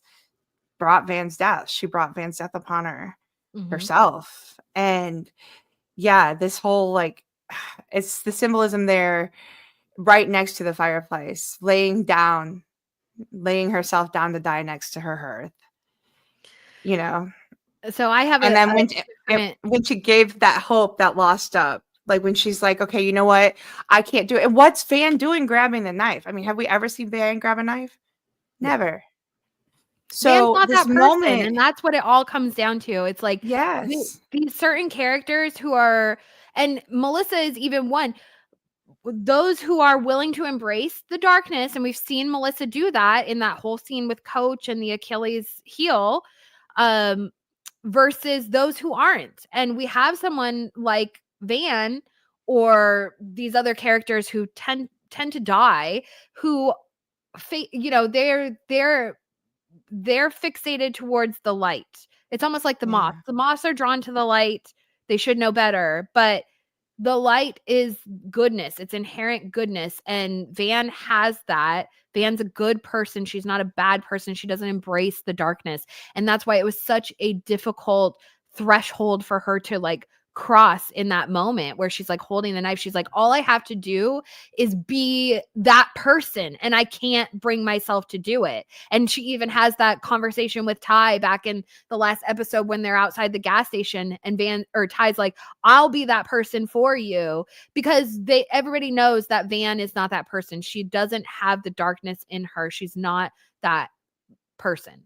And some of them are, and some of them aren't. And it's like this, what lengths are you willing to go to in order to survive? But then does that necessarily like, is that worth it?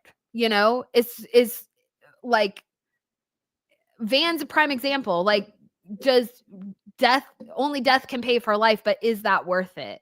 You know? And what does that buy you? Khal Drogo, you know, It staring out was to the sun, can't talk, comatose. it was truly a trade, and Melissa guides Van's hand to kill herself. She helps. Is that true? Because that could be like a helpful thing. I I mean, the mean, I don't trade-off. I think mean, that's so. kind of I it think could it be was maybe like interesting. a mild Van attempt at like manipulating the wilderness, but like I don't think so. I think Van letting go, Van just realizing, you know what? I'm just gonna let go. yeah. And then Melissa actually making the sacrifice to do the kill. Mm-hmm. But, I think that at that time, Melissa knew that they were going to kill her. So what else are you going to do, even if Van's there? And yeah, wow. I mean, it's so much. But yeah, like it was such a great scene that she just took Well, over. Lowell says, "Why is the fireplace burning when it's clearly not cold outside?" So And so you know what's so funny is like it is it's a winter. gaslit fireplace. It's a gaslight. It's a That's a good point. gaslit. You know, So this whole thing about her house and her home and the shades and the shutters, and are you blindsided? All the blinds. See, that's what I didn't mention earlier with the blinds in the hospital and the blinds here, and Shauna staring at the blinds, being blindsided to the narcissistic abuse. And also they were like, someone mentioned, I think they're going to burn that house down. I think Van's body is going to end up being burnt. And yeah. it makes the most sense. How are they I keep wondering that, like, what are they going to do to like clean this up? How much time do they have? Where did Melissa go? Melissa could be off calling the cops and saying, these people broke into my house or something. Like, who knows? And so, there's a lot of evidence left behind. That's an interesting point, burning the house down. Yeah, all right. and So Virginia. But also like, what about Shauna's house? And when she's calling there too, and Virginia's for lovers and the lovers die. But when she's calling, and what about Shauna's house? All the evidence and stuff they have there, like the diaries, all the things. Well, she burned the diaries. She burnt them all? I don't think so. Come on, Shauna didn't. That's definitely I know she didn't. I think she's hiding stuff in her Shauna, van, actually. Get rid of the gun. Yeah, right? If they all get pulled over and they search the car or whatever, and then they find the gun and a diary or whatever. But regardless, they know that she knows and has evidence for Adam. So right now, technically, in my mind, in whether we want to think Misty it's going to be like a show off for Queen between Misty and Melissa in the adult timeline, I think. That's an interesting point. So, all right. So, my opinion on the gases, all right? So, I think here, like I said, you don't want to wake the dragon, do you? Oh my gosh, stop. No, I got to keep saying it a lot, just like Viserys for emphasis. Okay. So Melissa, he got burnt alive too. All right. We have a lot of crown for king. All right. So, guys, is anyone with us, or is this just me and Mandy? All right. So, Melissa, all right. She has her arms tied behind her back. She's limbless. She's a limbless beast. She calls her child a worm. She goes over here and she closes the chimney flue. She fills her lair with fire and brimstone and noxious gases and fumes. Shauna feeds her a piece of her own flesh and she chews it up and she spits her venom into her, you know, foe's face. We have so much animal like imagery, okay, like spirit animals or animal familiars with each of the characters. One of the main like animals that I have noticed is kind of missing from the equation, especially with, you know, how spiritual and everything that this show is a serpent or a snake or a dragon, you know, that sort of that figure, a snake, okay? And especially when we have all this paradise lost stuff and there's like a lot of like Christian imagery going on, you know, not having a serpent is it seemed, you know, for me has been something that stood out in my mind. I'm like, who is this person? And so them bringing in Melissa, I think that this is our serpent Mm. individual, okay? So, And but like, I have to we interrupt on that serpent thing though, because like with the worm thing, also in the Bible, like Jesus says, "I am but a worm," and it's like the double nature of the founds, and when you're bleeding upon the tree and like comparable and being helpless, powerless, and passive, yet people being crushed in their antiquities, and there it's about being unnoticed. Like the worm is usually unnoticed by people who like are despised or they trot upon them, and like just how prophets also, going back to you though, have the ability, like we have the ability to crush serpents. You know, the worm is also like the scarlet worm, which is the creature used to produce that scarlet dye, which we talked about, the rogue and things like that. And it talks about, and it's basically all this stuff is like, you know, he's disposed, he's reprised, and it's used to describe that scarlet dye that the worm used. Red apple was used not only for obviously the apple in the Garden of Eden for them, you know, breaking the rules, which they're breaking the rules here, and then it's also used for the Messiah suffering. So the worm is like a blood like yeah. So I mean, there's a lot. so the apples are also important. That's something that when Alex and their daughter were like in the kitchen, they were like, what did mommy make us for lunch? And they were all talking about the apples. And then they also have on their wall that big like growth chart, which is in a tree, like in the form of is a picture of a tree. So, and that's really prominent, like they showed it several times in Melissa's kitchen. So there's something there with her being like the serpent in the Garden of Eden, and then also her having this dragon imagery. So she has her hands and arms bound behind her back. She's seated over there by the fireplace and she closes it. She's filling the house with all the fumes. And this is very much like a dragon's lair. Like if you're, you know, reading mythology and they go in, like the dragons, they drip venom from their mouths and their caves are, you know, filled with like awful smells and like rotting corpses and poisons and this kind of thing. And then we see like Melissa has the jar of jam. Shauna throws the jar of jam. And to me, that was like, you know, the potions in the dragon's lair and this kind of thing. And so, and then of course, later, like after the fumes kind of cause everyone to go unconscious, Melissa's down there crawling on her belly like a serpent. You know, her arms are still pinned behind her back. She does have her two legs free. Now, this is where things get interesting. I'm going to spoil my video a little bit, but that's all right. I don't care because I just love to talk about it. Now, we've talked so much about Melissa and the Melissae, which are the bee priestesses in service to Demeter, and her connection to that in the younger timeline. So, like, I made a video a couple years ago where I predicted that Melissa and Shauna would have a friendship or have a relationship because of her connection to you know, Shauna's connection to Demeter, but also Melissa being named Melissa. So even before, you know, anyone knew who she was, I was like, yeah, she's going to be her friend. So, So, but on the flip side, now we are exploring dual realities, and the Tale of Two Cities is about a false what was it, a false, like, not knowing who you're kind of dealing with, right? It's a fake person, or a fake, a facade. And similarly, there is a myth of a sort of serpentine woman creature called the Melusine, or Melusina.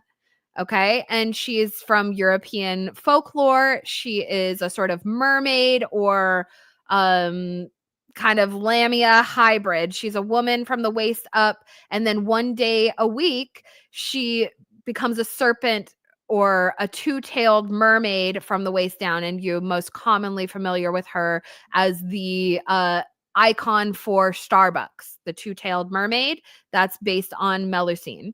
So, and what her story is also about is sort of a false identity, not knowing who you're married to. So the whole story, and it's a generational story. Her mother is kind of afflicted with the same thing, and so she makes the deal with her father, this king. We can be married, but you can't look upon me on Saturdays. On that day, I'm like to myself, you can't look upon me, and that's because that's the day she's cursed to have her serpent tails, kind of showing. And eventually the king, he looks upon her mother. And so she takes her three daughters, and they move to the Isle of Avalon. Apples. Okay. And, Arthurian things. So, and the goddess and the priestesses, and, all of this kind of stuff. It's all one big, beautiful picture that I love.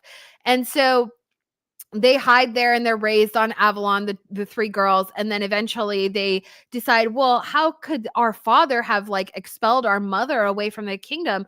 That's so cruel. What a terrible person. So they seek their vengeance on him, and they like lock him in a mountain. And then the mother, she's upset because she actually still was fond of the father. And so she curses her daughters with kind of varying things, but Melusine is cursed with a similar affliction to her mother, which is you have the two tails, which if you find a man to fall in love with you, you must make sure that he never views you in your, actual form, kind of thing. And so there's something to that, especially like also Melissa saying, oh, I go to church. She says it twice. Like, she really emphasizes she goes to church on Sundays. And that's like her, form that she wants to be viewed in. That's what Alex views her as. But like, her hidden form is this corrupted, or serpentine like creature. And that's how the Yellowjackets all kind of view themselves anyways, as like corrupted individuals from their experiences in the wilderness. And that kind of also ties back to Paradise Lost, and like these sort of demons who've been cast out of heaven, or out of polite society, and trying to sort of claw their way back to normality in a sense. But they'll never achieve it, because they are corrupted individuals. So, well, and that's what the tale is. When we eat the apple, we will always be corrupted. And with Cain and Abel, and these two tales are the exact same tale, but just in different cities.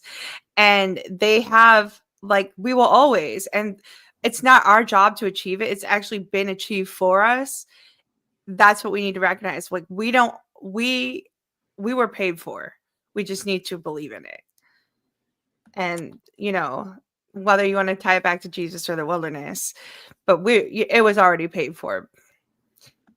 And then, so that's why we get a lot of this Jesus sacrifices in there. Yeah. Absolutely. Like, we will never be. We are but a worm. We are nothing but a worm. But that's why Jesus described himself, and it's like the great I am. I am a worm. I am the Alpha Omega. I am this. I came as a man to give you a chance to come back alive and to escape death. And that's what that's about. From the worm to the highest priest to whatever it is, it's just you get that chance to relive again. And it is a good thing that she, was talking about going to the church, and Jesus went into the wilderness too, twice. So it is good for you, and it is good for you to recognize, but it's also good to recognize that we can never choose. It's not for us to choose. We cannot lay ourselves down as a living sacrifice. It's been paid for. You've already been paid for. You just need to believe it.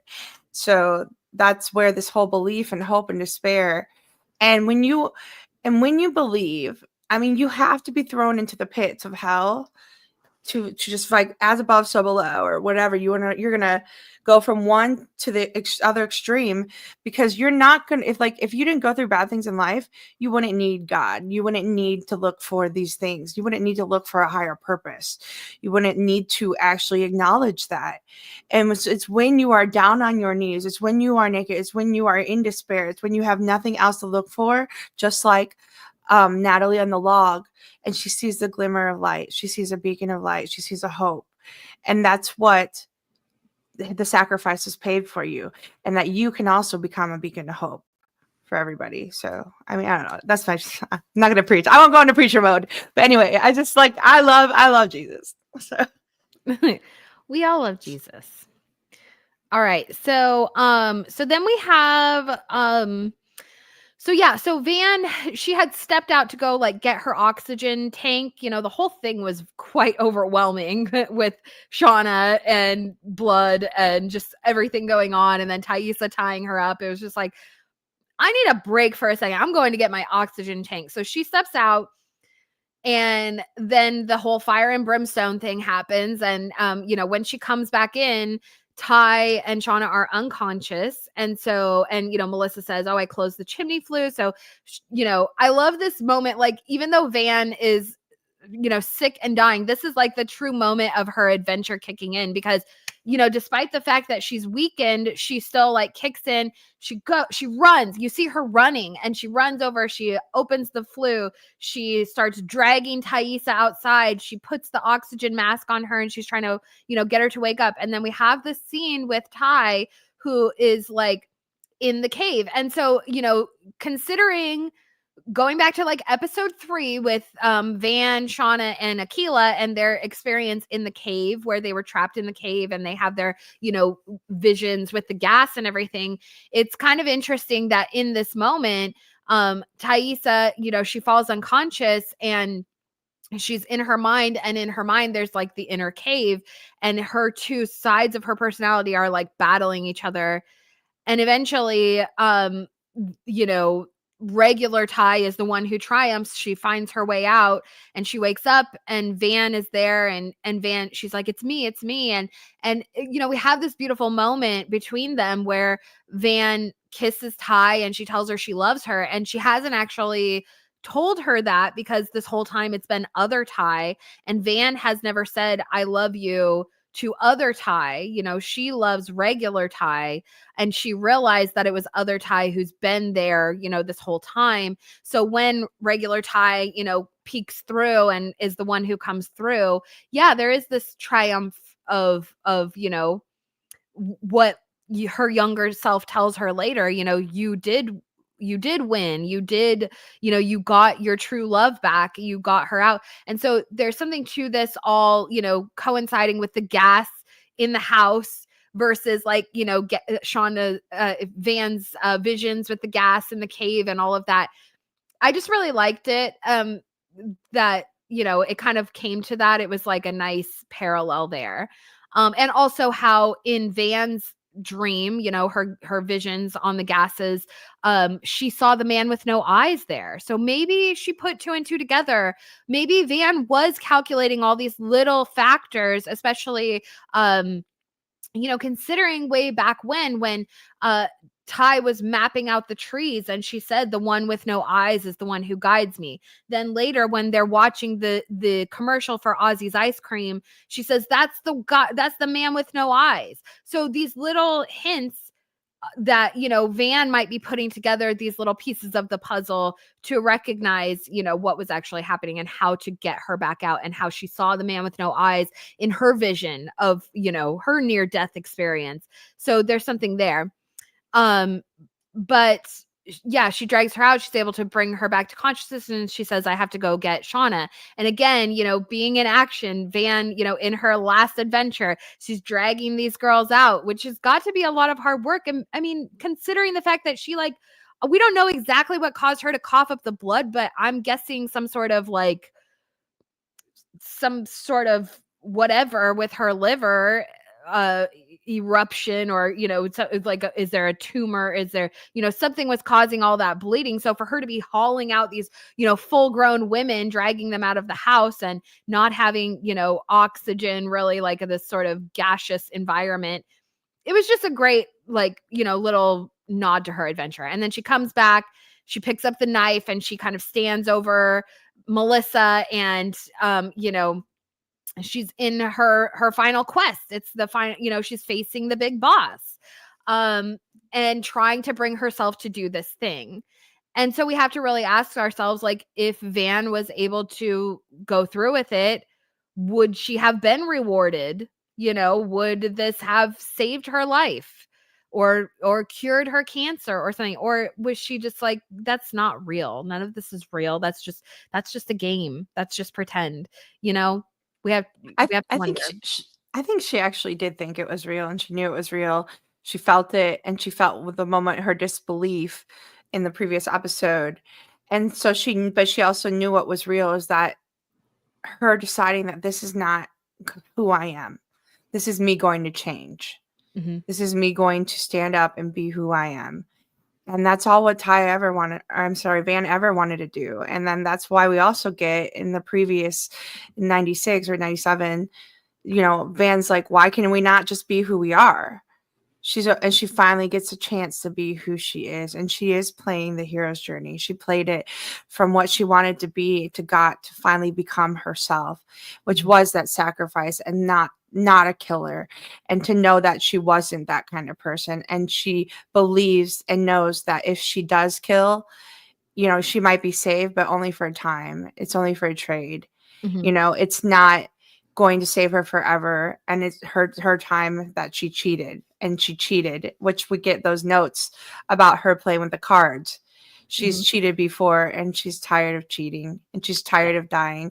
And I'm going to tell you, like, as somebody who's survived like illnesses and cancer and tumors, uh, I've in medical history, like, there are times you just want to die. And where Van is at, there's it's a very sensitive topic. We know that. But there are people who just, at this point, you have to respect their wishes. And Ty didn't want to do it, but Van just was ready. She's been ready. And she just wanted to live happy. They rode their carriage ride. They've done what they needed to do. And she would rather just let this go. I think she tells to herself, right? This is not the end. This is just the beginning. And which is another factor of like her living in an afterlife, her laying down herself as a sacrifice. And, that's the things that we can do. And it's so great. Taylor, thank you for your share. Yes. Yes. It's very hard. Mine is considered a sarcoma lymphoma as well. And 10 years now I've been fighting it. So, and I'm still kicking. But yeah, it's a beautiful thing. And I think that she really did believe. And this shows actually more of her being a graduate. Like, she's not varsity, she's now in the big leagues. Yeah, it's interesting. She's ascended a new plane, and and again, we kind of talked about this before, but yeah, she didn't want to turn towards the darkness, and only death can pay for life, and she wasn't willing to pay that price to just keep living for another day. And especially, like, we still don't know exactly what happened to Lottie, but she kind of had this suspicion that it was Ty, or Ty might have done that. And if that were the case, let's just say a big if Ty were the one who had killed Lottie in order to like seek some sort of reward from the wilderness for Van, obviously it didn't work for very long.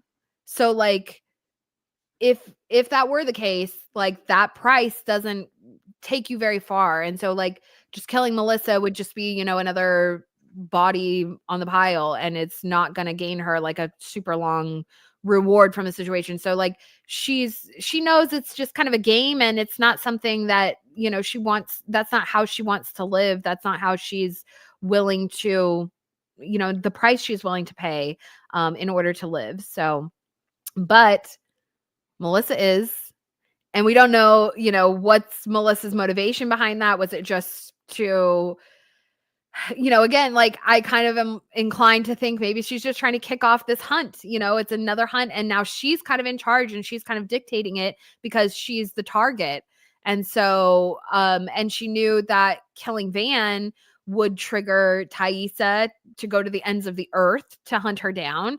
And anything, you know, she even says, well, she says something like Melissa says something about Ty will do whatever Shauna says or something like that. So, you know, she already sees those two as like a pair. And we know Shauna and Ty are connected in that way. Like they're, you know, they're best friends in this, in when it comes to their most twisted, you know, actions or what have you. Like they have a close bond with each other. They can understand each other's darker natures, for better or for worse. I mean, that's not a good friend to have. Like I think that's something that everyone in life kind of, actually you do deal with that. You That's have quid pro. They're not friends. It's quid pro you will quo. make friends with someone who's like, you know, a bad influence on you, and you know it. Like it's some, when you're younger and your parents are like, oh, that person's a bad influence, and you're kind of too young to recognize it. But when you're old enough to recognize it and you make friends with someone and you're like, this person is a bad influence on me. And don't get me wrong, we've all done it. Like I've done it, you've done it, we've all done it. Sometimes Yeah. you want that friend that you can get into trouble with and, you know, kind of do some things that you wouldn't normally do. That's a friend that sometimes you need. They have a time and a place. It's not necessarily a good thing, but I'm usually that friend. Okay. What's that? I'm usually the bad influence friend. But I am a loyal friend, okay? When you stay with me. Yes. But I will tell you that you're right, and but that's kind of how Ty and Van are. And I think that Shauna and Ty, though, no, they're not. I actually don't even think they're friends. I don't think they have the capability or care about friends. What they are is quid pro quo relationship. I protect you, you protect my secrets, because without each other, they hold each other accountable to the secrets. And they also blaspheme each other, and they go at each other and bring it up at each other very easily just to remind them. And I'm sure that they both have dirt on each other. Yeah, no, exactly. Just how Thaisa is with all of her constituents or whatever during the first ones, you know. She kind of just wants, she's like, oh, I hate all these people, but we got to talk to all of them. But they got to cover it up because they're both living in so much fear, and they just know that they're like, you can say like, yeah, good friends is someone to help you bury a dead body, but that's Misty. Okay. That's that relationship. A friend in need is a friend indeed. A friend with need is better. Yeah.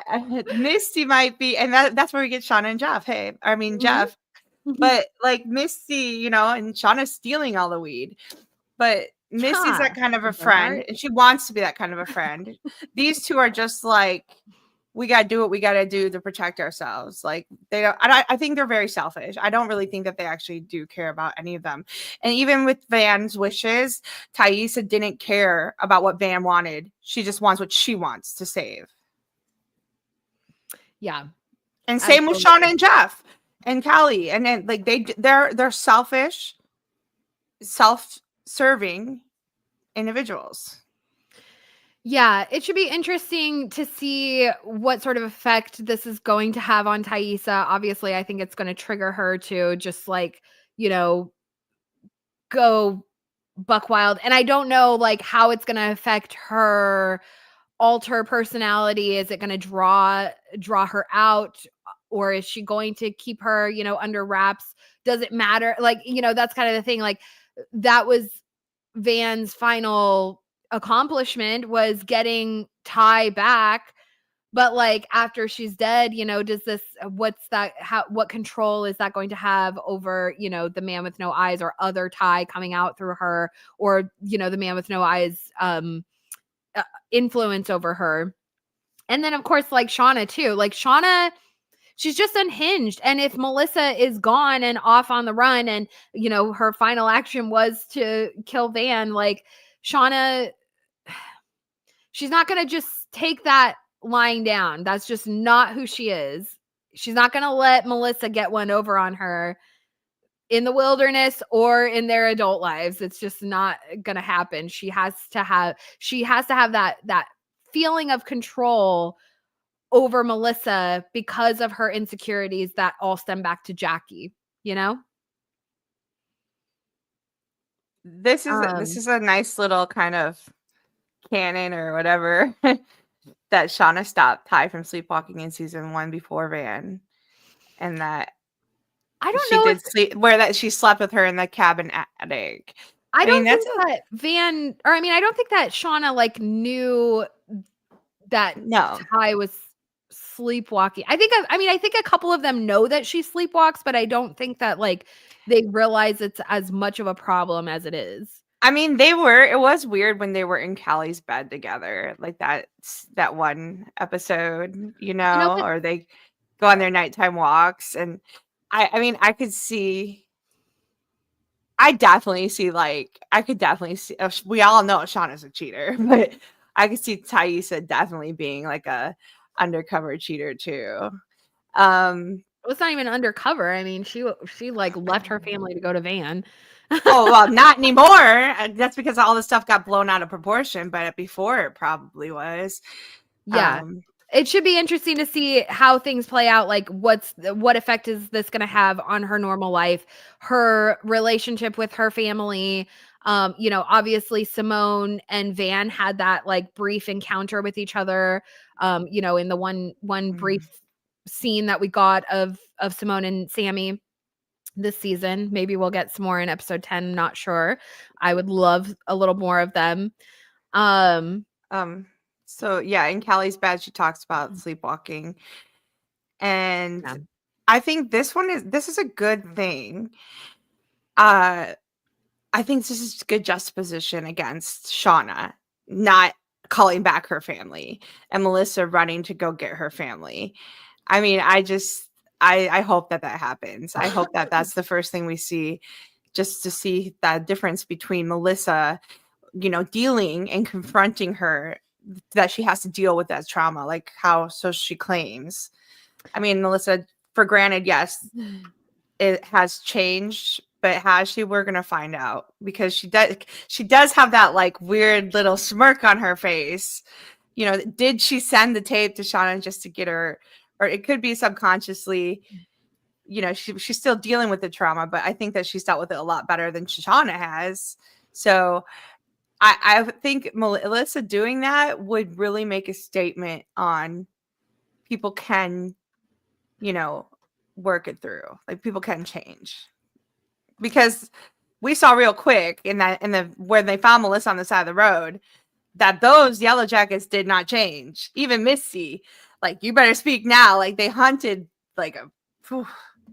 Oh, I hate Misty so much in this episode for this. Okay, let's go on to Misty. What are you doing, Misty? This is the Walter Havisham.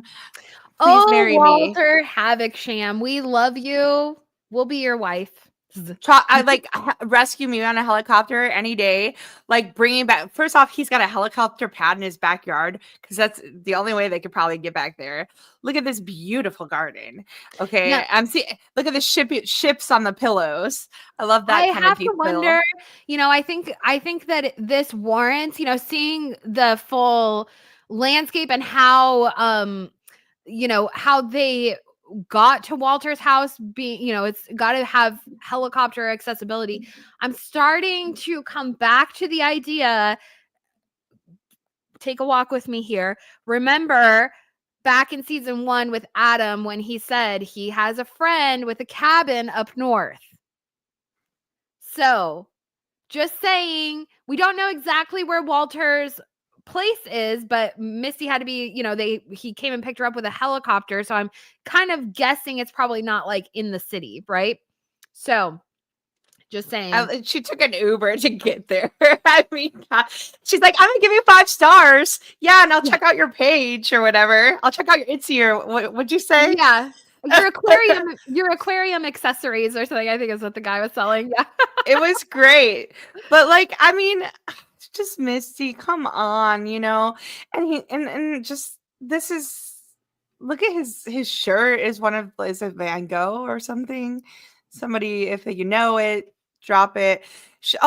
Forget the chocolate shavings. I love when she does this like the traditional Christina Ricci laugh. Like she does it in Casper, she does it in all of her movies. She's got like this little can you please It really had I was chuckling, Monet. when she does ask for the Monet. chocolate shavings and then Walter comes back. I think he was about to say, that he had gotten that he said, "Oh, thankfully I have some chocolate left or some something left over." I think what the full sentence was going to be was, "I got this chocolate like on our road trip that we had taken back in season 2 when they went to the bed and breakfast or whatever." Something about the way he was starting to say that sentence, it was just I was like, he was gonna say something about their little romantic trip or whatever. But yeah, it was just Walter. I just love this scene. So yeah, so they go to so Missy leaves and she takes this Uber. She ends up in the middle of nowhere, and Walter comes and picks her up with a helicopter, which, I thought you were going to say this was excessive. Well, it is a little excessive, but but it's actually really funny. And of course, like, I don't know, there's something there, like him picking her up on a air, like the plane versus a helicopter. I don't know. There's something there. Like it's almost like these little things he does. He just tries to trigger her or plant a little seed or just a little nudge, but Yeah, no, I mean, when he said, all you have to do is ask for permission. So at first I said, to myself, like, what a kind of like Dom thing to say, or a little bit more like withholding information is also a narcissist abuse thing. But he said, all you have to do is ask for permission. But also, a lot of times, like in like narcissistic form, you don't ask for permission, you just take, or you do it, or they won't admit when they're wrong, or they won't admit or say sorry, or they won't ask, they'll just take. So I think that Misty's kind of intermeshed between all that, but Walter's like giving her every chance, giving her chance and chance and chance again. And it's oh, poor Misty. She's trying to find herself, missing it, and what's in front of her face the whole time. I love this photo of And her. I just think she just looks so cute and perfect here. Misty has never done anything wrong in her entire life. mhm. Yeah, that is a good point. He gives her so many chances, and I don't know if that's because he, really loves her that much, or if it's because, he's got ulterior motives. We still don't know exactly what Walter's motivations are, or what's kind of driving him, what brought him into this, picture to begin with. Is he still, researching the Adam murder case, or is he, what his motivations are? And it may just be at the end of the day that he does truly love Misty, and that's what it all comes down to. But it does seem like there's a little something more going on, with him Yeah, that we haven't he's. Hey, my mirrored. friend. My friend owed me a favor. Yes, Keith Morrison. Keith yes. Morrison's So Keith Morrison is he's a broadcast journalist.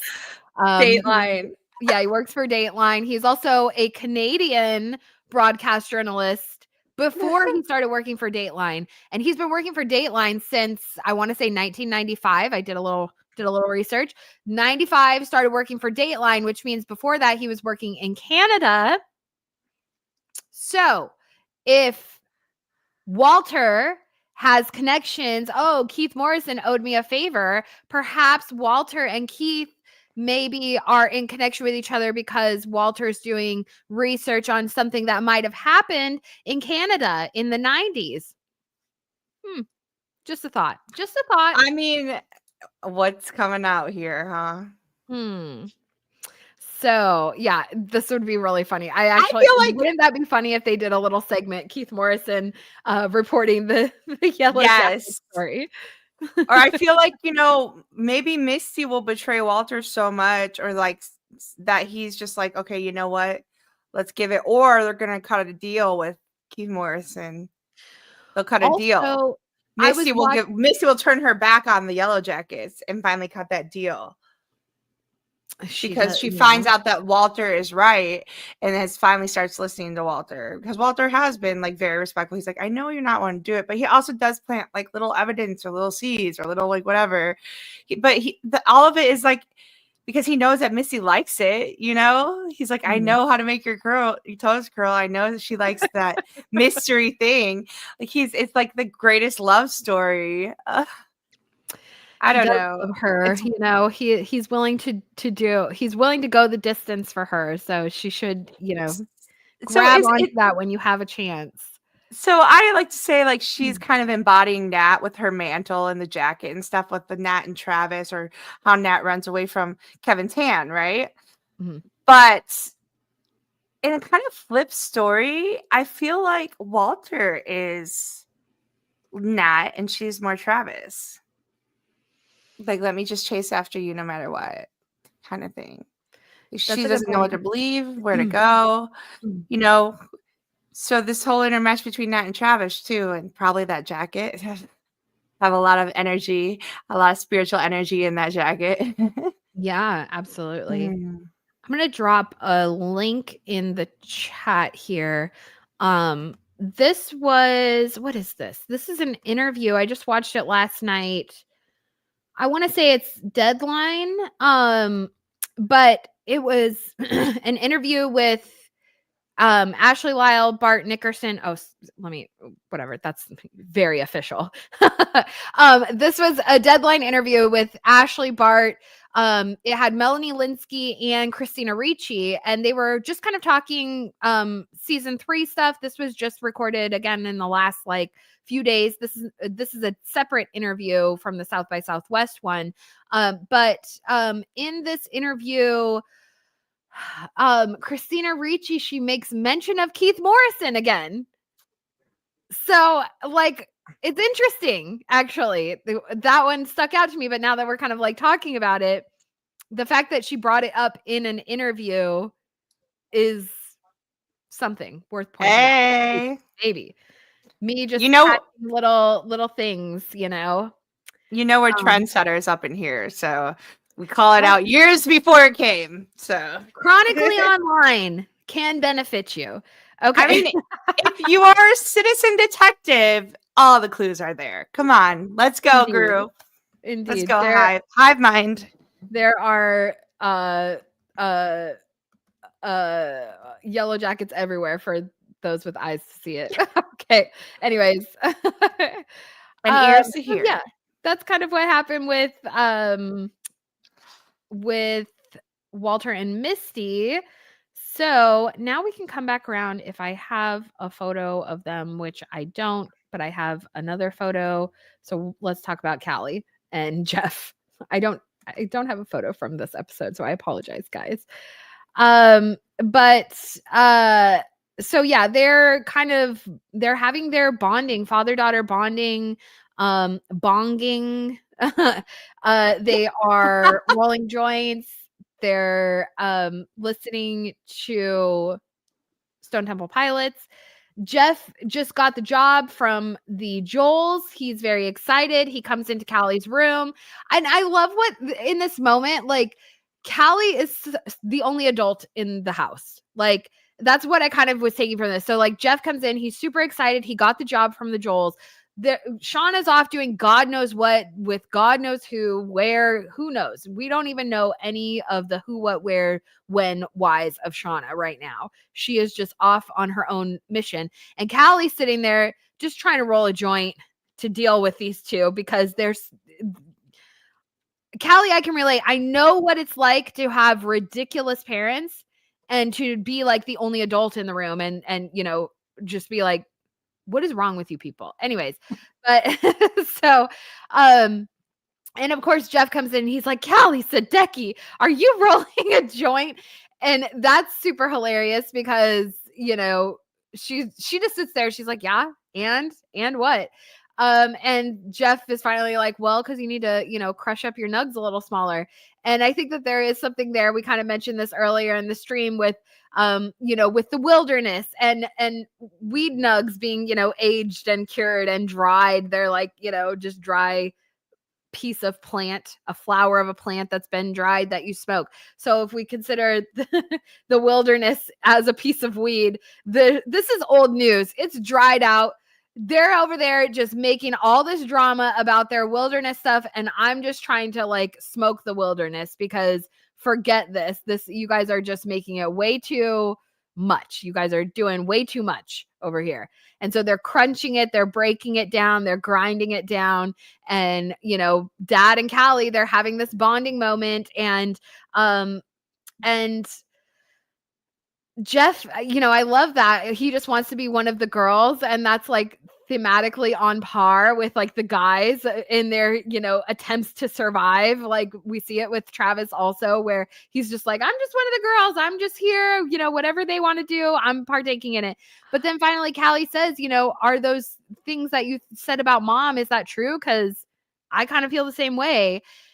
And, we have this heartfelt moment from Jeff where he's just like, it's very lonely being married to your mother. Plain and simple. It's a lonely life being married to Shauna. She's not a good partner. And her, trauma overtakes everything in our lives. And that's really been compounding over the last couple of episodes where, Jeff is realizing he's got to be the parent in this situation because Shauna is literally just incapable of being that person to Callie and being, taking herself out of her own mindset. And also she has this sort of arrested development because of her experiences in the wilderness. And Callie is at this age where she's the same age, but also she's growing past that. And she's going to grow into having a normal life and going to college and being a normal young lady, all those things that Shauna never was and what the wilderness kind of cost of her. And so how do you like, Shauna doesn't really know how to navigate that. She doesn't really know how to parent Callie through that because she hadn't experienced that herself. Well, she's doing what most like narcissistic mothers at that point do. Like, if I didn't get it, you're not going to get it. If I'm not happy, Yep. then you can't either. And they will literally go out and make it, they're jealous. Like, she's jealous of what happens. She's jealous of we see the first introduction we have is Shauna masturbating to Callie's boyfriend. Like, you know what I mean? Yeah. So it's really messed up, and Shauna doesn't want her to do it, and because she didn't get to do it. And then Shauna, like, as we see in the younger version, if I'm not happy, no one's gonna be happy. And I know everybody knows people like that, and then same with her as an adult version. Well, everything revolves around me, and if it doesn't, well, yeah, I made a mistake, but you all got to clean it up, or you all got to deal with what I have to deal with.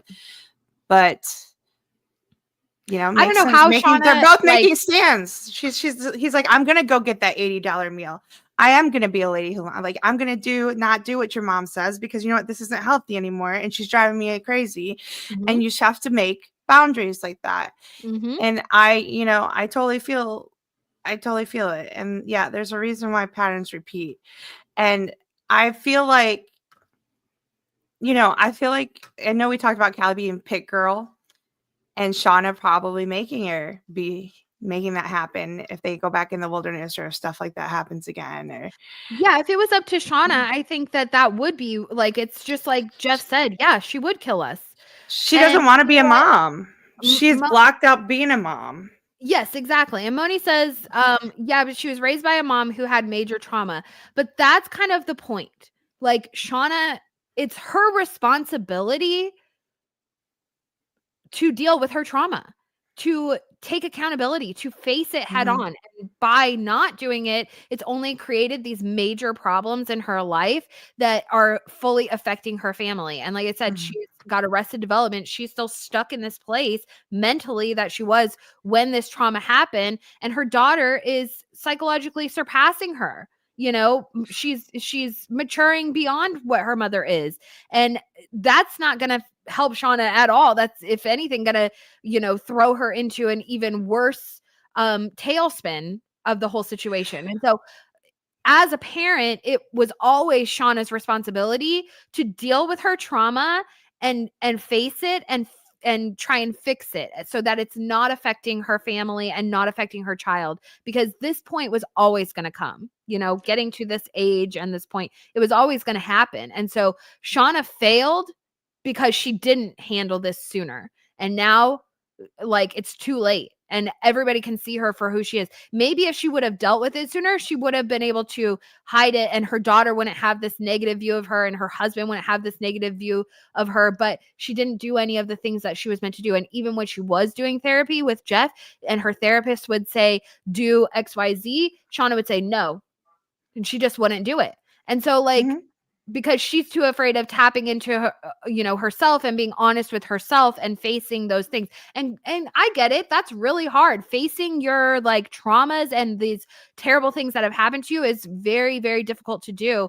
And I think it all kind of ultimately stems back, as much as Shauna likes to project Jackie into these circumstances as to why she is traumatized, or her lasting trauma is connected to Jackie. I actually think it all fully comes back around to her baby dying and being buried out in the wilderness and her having to leave him out there and just move on. Like, that was an extremely impactful situation. And of course she does have, closeted homosexual like urges, desires, whatever. Maybe she even is a closeted gay woman who would be much happier living, being an openly gay woman. I think she's bisexual personally, because she just has a lot of interest in men, but that could be from like a domineering standpoint too. Some women are like that. So there's a lot to Shauna's psyche that could be broken down. But at this point, her daughter is mentally surpassing her, psychologically surpassing her, and maturing beyond her. And so this is leaving this glaring like spotlight on Shauna for the things that she should have done and she's not doing. And her family, Mhm. they're sick of it. They're so sick of it. They're all Yeah. paying the ultimate price. Like, they've been locked in this hotel room. They, think all these things. But really, it's just Shauna being a crazy person, running around, biting people's arms, trying to force them to eat their own flesh, holding people up at gunpoint and threatening to skin them alive. All these crazy things she does, because she She's won't face got to be trauma. Yeah, she's got to be the queen. And this is the perfect thing. You're either someone to sleep with or compete with. So if she, and we see that with Adam and her relationship with Adam, yeah, we think it's cute or whatever, but the whole time she's competing with him, or it's about submission. It's about her having to beat. And if she can't get that her way, then she's going to kill you. Like, you just get out of my way or be killed. Kill Mm-hmm. or be killed.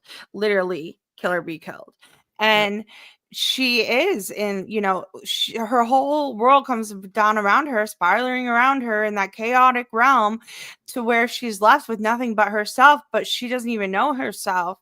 And it is like a huge psyche problem. It is a huge, like, unhinged. There was no door to begin with. I mean, if you want to say that, Funny. she finally opened the door to the closet, because she's been in the closet, with Mhm. herself, with her life, with everything. She's kept her, even being a mother, like, she didn't want to be a mom. She didn't want this. She took over Jackie's life, supposedly, or things that she felt guilt for, instead of actually doing what she should have done. I And then blaming everyone else for I like what that. you say about in the closet. Like, she's almost like in the closet as a mother, because Yeah.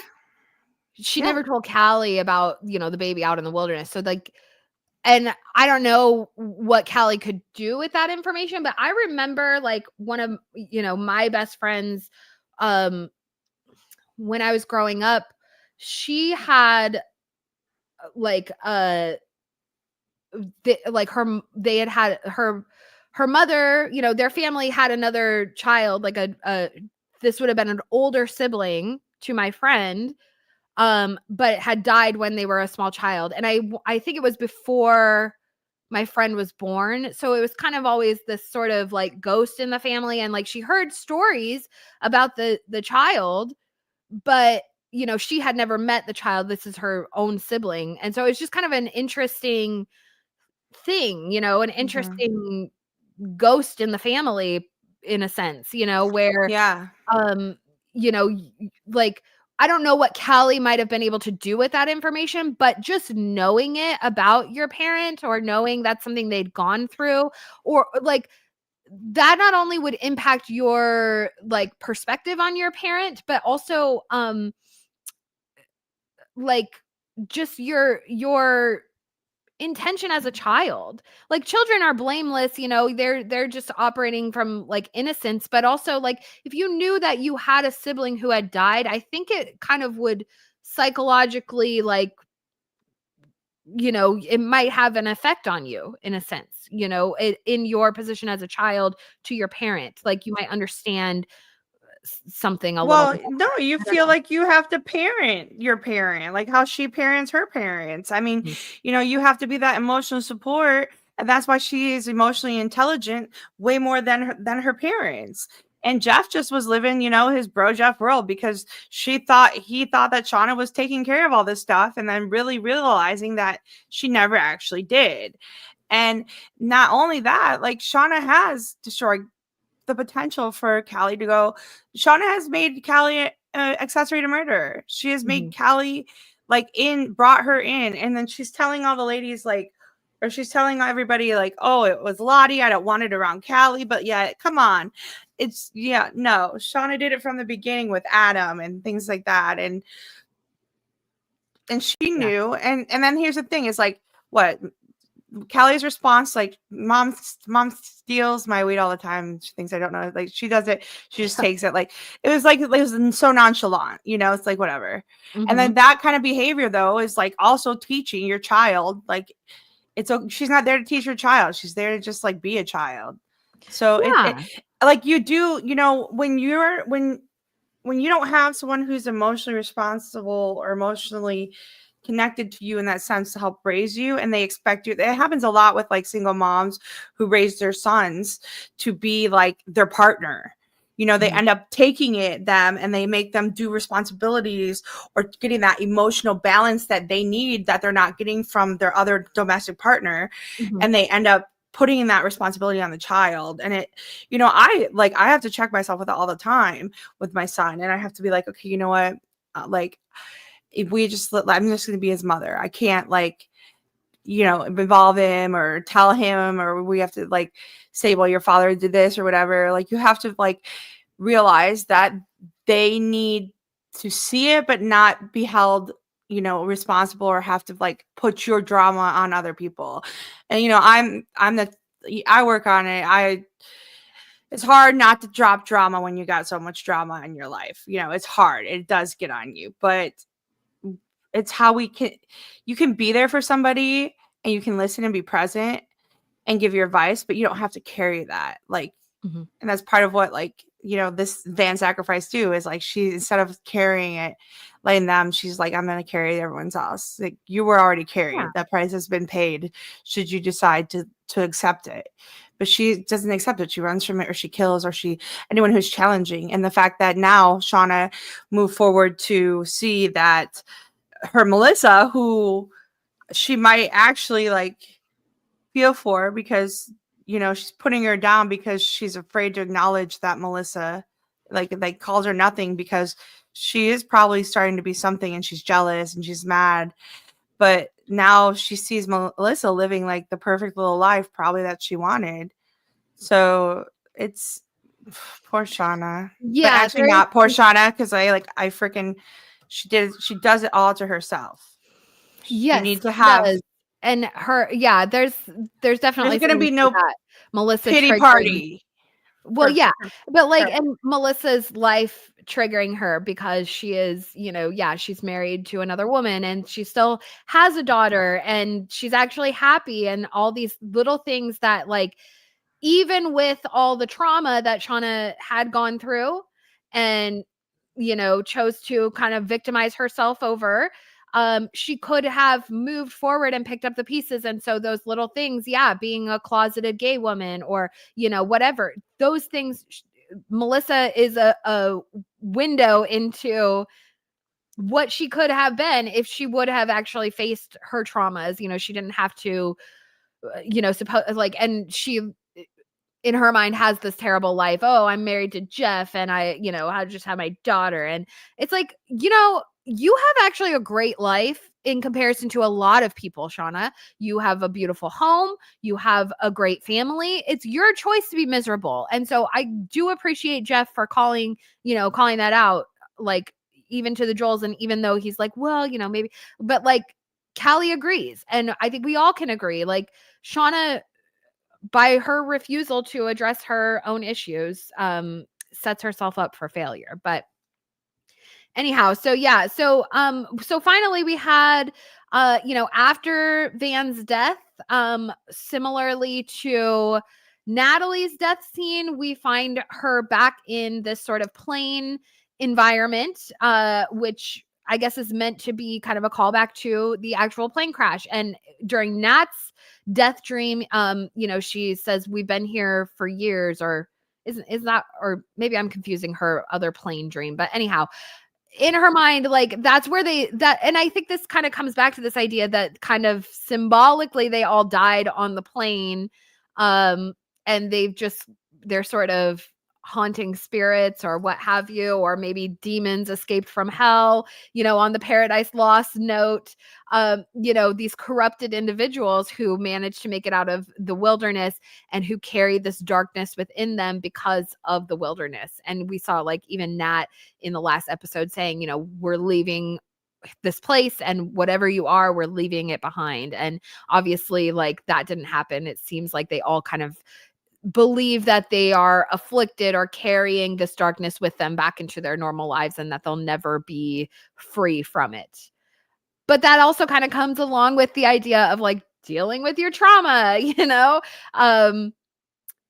would you feel this way if you actually had dealt with it, if you got therapy and this kind of thing? Would you still feel like you're this corrupted individual, or would you start to recognize that maybe it was just trauma? But we have this, and what I liked about Van's vision, her death vision, is yes, she's on the plane like Natalie, but I feel like it looks a little bit different than Nat's, in the sense that Van's plane environment looks a little more like a movie theater to me, just the way it's kind of set up. And then of course she's watching the screen in the front, but like Nat sort of had that narrow like airplane feel, whereas Van's feels a little more open and broad, like an auditorium kind of thing. I don't know. What did you Well, I think? think, yeah, the first off, the white sheet, the towel, throwing the white covering over, kind of a symbolism of heaven or whatever. But I also like the fact, yeah, you're right. It was a movie theme, and the screen, and we talked about the unveiling process through her visions before, and going behind the veil. And then here's the veil with the blanket of white cloth made anew, because she was the sacrifice, and she did, in a sense, sacrifice herself for this. She was ready to die, ready to go, and sacrifice herself for her friends and for the love. And the greatest of these things is love. So, I think that it's perfectly fitting for her. And I really do enjoy that they put her on the plane with herself, with her younger self. Because like with Nat, it was like Lottie, and it's I don't know if she fully healed herself. I feel like this is the embodiment of fully healed childhood trauma. You know what I mean? Yes. That's what I feel with this scene. And just the difference between what happens, you're going to make it to a better place when you get through that, when you talk to yourself, when you embrace your inner child and your inner self as a child, and bring that back out again, and start listening to what you need to listen to from your childhood, Mm-hmm. Yeah. and listening to Hi, feeling. I Yeah. Hi, honey. Yeah, I agree. It's almost like that like practice of like, envision your younger self and like give them a hug, and like what you would tell them or whatever, that kind of like Mhm. practice or tool or what have you. But it's almost the That's what I opposite in try. I try to do with him all the time, you know? Like, I'm like, "You know what? Let's take it easy," because the reason I get mad sometimes as a parent or mad at my younger self is just because I didn't know any better, and, Van's knowing better, and she's accepting it, and she's just accepting that the other girls are not changing. Yeah, And and, it's like, ti it's time to move forward.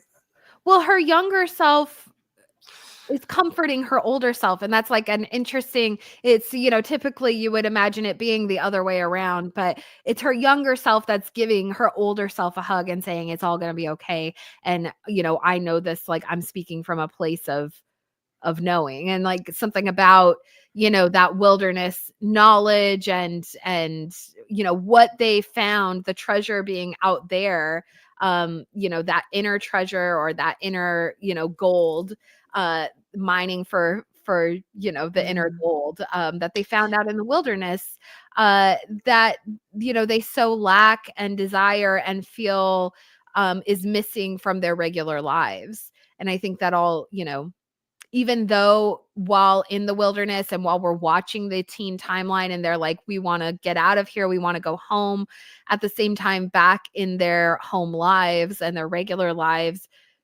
they want to go back to the wilderness and feel that freedom that they had there. So it's actually an excellent dichotomy at this very point that we're reaching in the series, where in the teen timeline they have the opportunity to leave, but we can see why in the adult timeline, we can see the juxtaposition. Yeah.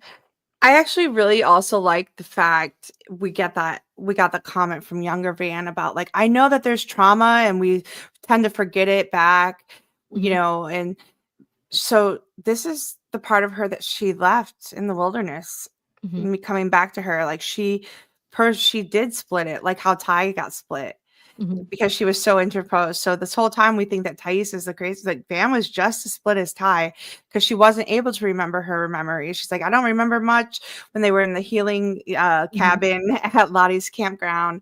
And I think that this is exactly full circle where now she's remembering and she's letting this old thing of her come back. And that is her spirit that she left in the wilderness. mhm, And we're on this other spiritual revelation plane of existence. mhm. What a Yeah. beautiful scene. I mean, great job, writers. Great job. Yeah, Round it of was applause. beautiful. And there's something I don't know about the rest of you guys, but for me, maybe it's because Van's the storyteller and I've kind of, got the storyteller like energy in me as well. Um, but I absolutely loved her, and I like just sitting back and watching herself on the screen and being like, I died? I freaking died? Like there's something so real about that because, we spend so much time watching shows, watching movies and being, using it as a storytelling medium that, I just loved that. I could envision like I would like my own death to go that way where I'm like watching on TV and I'm like, I fucking died? What the hell? You know? Well, it reminds me of like all dogs go to heaven. Like, I don't know if you remember, like, or you see your body floating out. Yeah. But it was kind of funny too, because I think we all of us, everybody here, come on, please, like, drop some hearts for R.I.P. Van. But all of us were like, Van fucking died? Van? What? Like, because Yeah. none of us were expecting. I mean, we were expecting it, right? We knew it was coming, but I we did not know this was coming.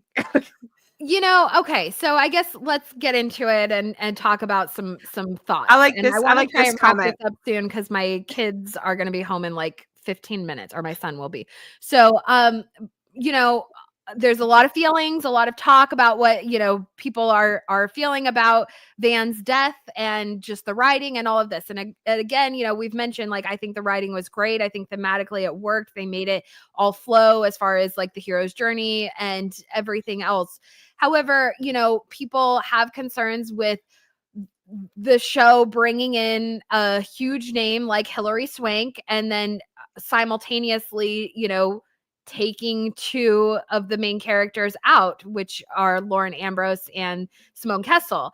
And so it's a lot of people feel like they took out two to replace with Hilary Swank, like, because she's a bigger name. And, what's interesting is this past week, Hilary Swank submitted herself for an Emmy nomination for her guest appearance in Yellowjackets.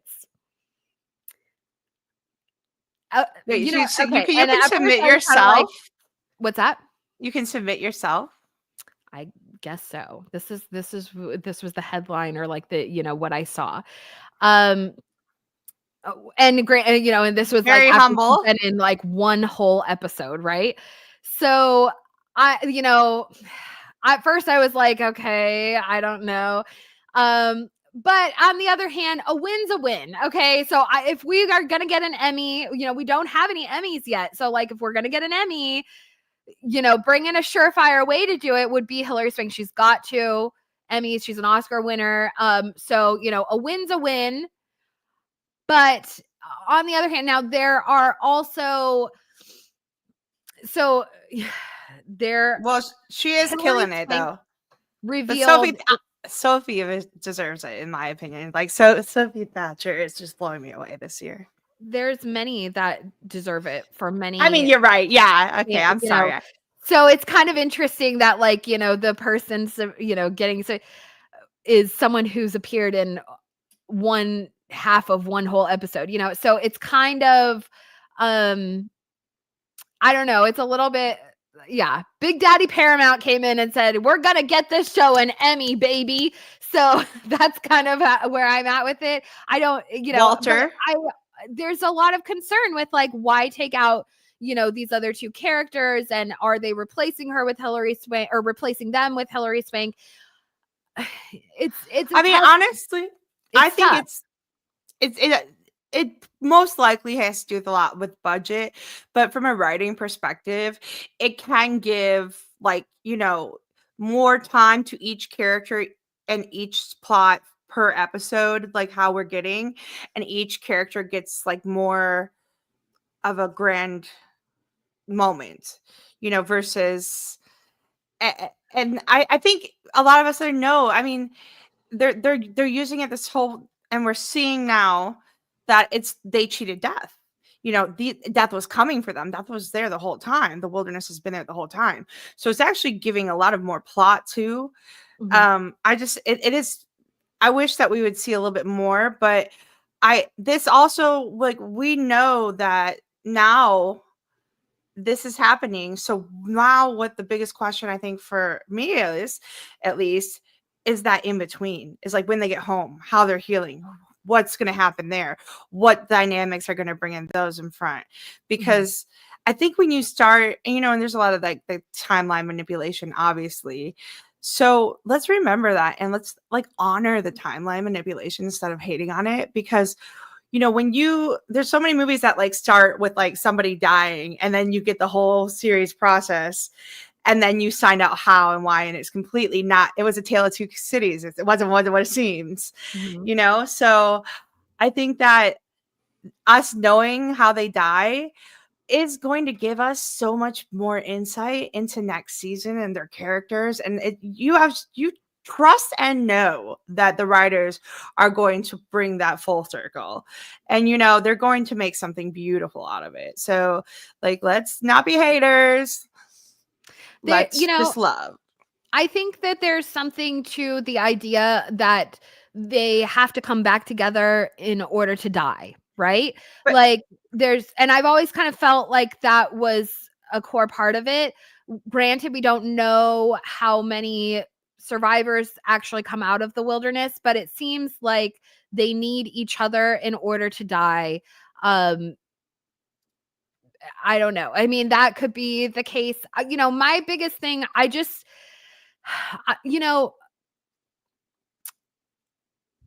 Lauren Ambrose, I am a yes. huge fan of her. I was going into covering, like, I covered her Yes. previous show, which was called Servant.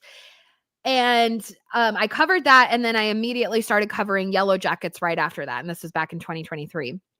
And I was very excited because this was right, going into season 2 of Yellowjackets, and I knew Lauren Ambrose was going to be a character in the show. So I was very excited to see her.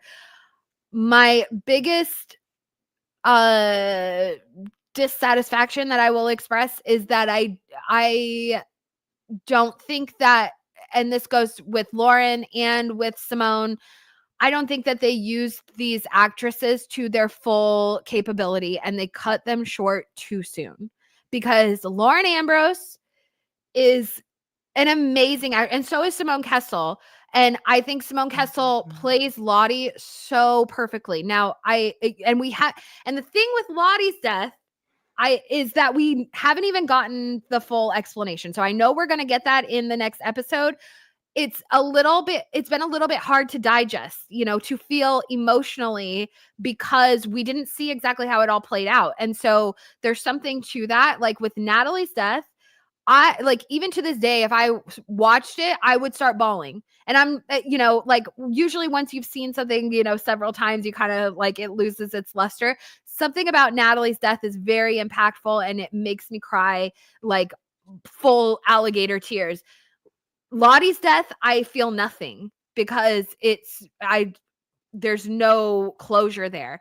And with Van's death, it was kind of sudden and unexpected. Granted, she was kind of on that trajectory with her cancer storyline, so it wasn't entirely unexpected. But my biggest complaint about it would be that I don't think that they used Lauren Ambrose to her full capability. And that's not her fault. That would be a fault of the writers, unfortunately, because Lauren Ambrose is so amazing. And we barely just got the tiniest little taste of it when in that scene where she has the vision, the dream of Van, or of her younger self coming in, and she sets the bed on fire. We get some of that there. And then we get it, just a touch of it, when she's about to kill Melissa. And she says, "Why can't I do this?" Lauren Ambrose is like nothing you've ever seen when she is playing that dramatic, that intense, that like powerful actress that she is. She can be so chill and like, just even keel, like the way that Van is. But then when she gets into like that dramatic place, it's electric. It's like nothing you've ever seen. And so the fact that we just didn't really get that coming right off of Servant is, for me personally, disappointing. Well, I thought, okay, so personally, when Lottie died, first off, I actually did feel like that was a completion. I was like, finally, we're getting a completion of this like scene that we're like, is this underground tunnels? What is going on? Like we're getting the answers that Lottie was Oracle. Like she was seeing her death. She knew where it was going to be from that moment when she was like reborn. She had that dream and that vision. And then now she knew that that was the time. And she knew it was coming. So I thought that actually, like, we're getting it. And now I want more answers, yes. But I didn't feel nothing. I felt completion from that. And I actually feel completion from Lauren's. I thought she was brilliant, right? This episode. But yeah, we definitely want more. But what if she comes back and haunts Ty? I hope so. As a voice of reason for Ty. Yes. And there's still the potential or gives for her that, calls her from beyond the grave. The new flesh theme that was like kind of used in the description. So like there's this possibility, we might still get visits from them or haunting them, or there's still like this omnipresent theme of resurrection going on throughout these episodes, and especially with the description for episode 9, the new flesh, and just all, I don't know, there's something there that like I just don't feel like Van's story is entirely over. We're gonna get something more. So this goes back into my what's in the name. I always like to say what's in the title, what's in our name, and we like this said, our stories aren't done yet. But this is how the story ends. But it's just the beginning of what we're gonna see. Yeah. Because remember, we have so much time mind manipulation that it's just gonna be next level thing. Yeah. So guys, don't fret, okay? Please. Every episode we still get wowed. And yeah, I mean, I also think that with this whole giving in this, we're gonna get an Emmy. One of these girls is gonna get an Emmy. One of somebody somewhere. However, we have so many big names, so many stuff. So let's look at that too. I mean, and they each that's what makes it so. I don't know. This is going to be such a good, and I hope that it gets like a more of a cult following than it already has. But like, yeah, a win is a win. But this is just so many people coming together, and so many people from our childhood representing true trauma like we have Mhm. from our childhood figures and heroes. Like, so it's just such a great show, and Mhm. just have no doubt that it's going to be any greater. I have zero doubt. Indeed. It'll be wow. I'm just keep blowing my mind. Yes, yes. So we have one more episode in season 3. Very exciting. We'll see how things get wrapped up. It's called Full Circle. We know we're going to see Lottie. We know winter is coming, and maybe we're going to get into Pit Girl. There's definitely going to be some card rigging and some card drawing. So we're definitely going to get some more answers. And, if it's anything like these last few episodes, like the second half of season 3 has been just boom, boom, boom. I love it. But also, like, all of season 3, I've loved it all. Even the kind of slower, first couple of episodes, there's just been so much awesome symbolism and, oracling and awesome, like, Greek references and Roman references. Like, I'm just having a great time watching it. So, hopefully everyone can be objective in their, So assessment of these episodes and not get caught up on the details. Yes, this character has died, but you know what? Like, their impact on the story at large and what that is going to how it's going to impact others and be like a catalyst for others in their future actions. yes, and also I do have to bring this up because it just jumped in my head with the white cloth, Shroud of Turin. Come on, so Interesting. could be a revival. You Very don't good even point. Yes, know. we have so much Christ symbolism going on. So, yeah, Hmm. could be interesting to see that applied to Van, especially, Sir Vance-a-lot, you I know. see the Jewish parallels too, my love. My beloved, my brethren. Yeah, I see some of the Jewish parallels as well. I'm not quite as well versed, but you know what? That's the great thing about this story is like there's a lot of symbology going on from like many cultures. So, kind of taking it all in and like uh Oh, I love it. funneling it down, figuring it all out and dissecting it is really what's so fun. Look, I encourage you, if you're into the Greek Roman, go and read the Jewish parallels and start reading some of the stories of the prophets in the Bible. If you're into the Bible, go and read them. And you're going to see a lot of the parallels and a lot of we all have our part on the team. And at the end, if we go to Mount Zion, when we're going to go, all the tribes of Judah will come together as one. Okay. Doesn't matter who, when, where, how you're from. That's Just part of like our Frodo suffering. Baggins.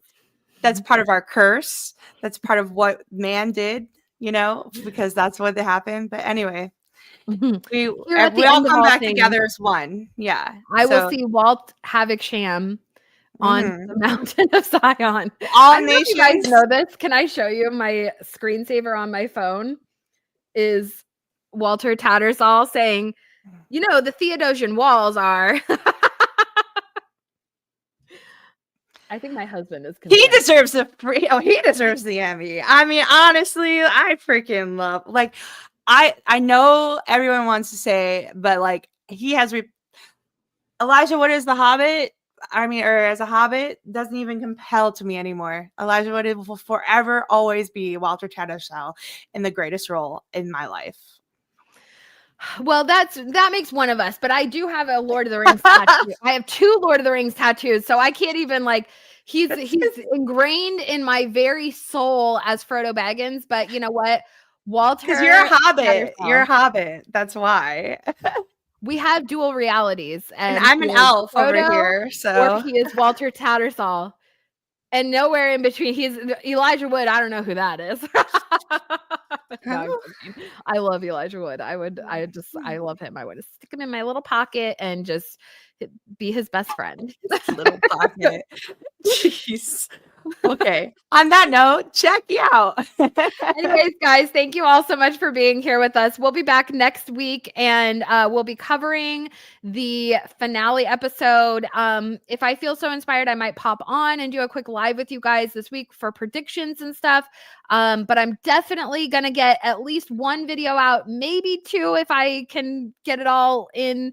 But I want to just try and like pop off this whole week because it is our last Yellowjackets week. Oh, and also shout out to everyone. I did post a poll a few days ago asking who you guys would who are you dying to see face off with Shauna before the end of season 3. I put Natalie, Melissa, Callie, or Misty, and the the winner was Callie. So and awesome job, you guys. 1,500 votes on that poll. So that's crazy. That's more than like all of It Chooses put together. Well, not put together, but all of It Chooses. No poll hit 1,500. So I'm really happy. I know you guys. I got you guys in the polling, spirit, and now you guys miss it because March Madness is over. But Oh, don't I'll try and worry. drop another one this week, maybe 2. And thank you guys. I appreciate you all. And we will be back next Monday. Jackie out. Jackie out. Oh, and thanks for dealing with technical difficulties today. All right, Jackie out.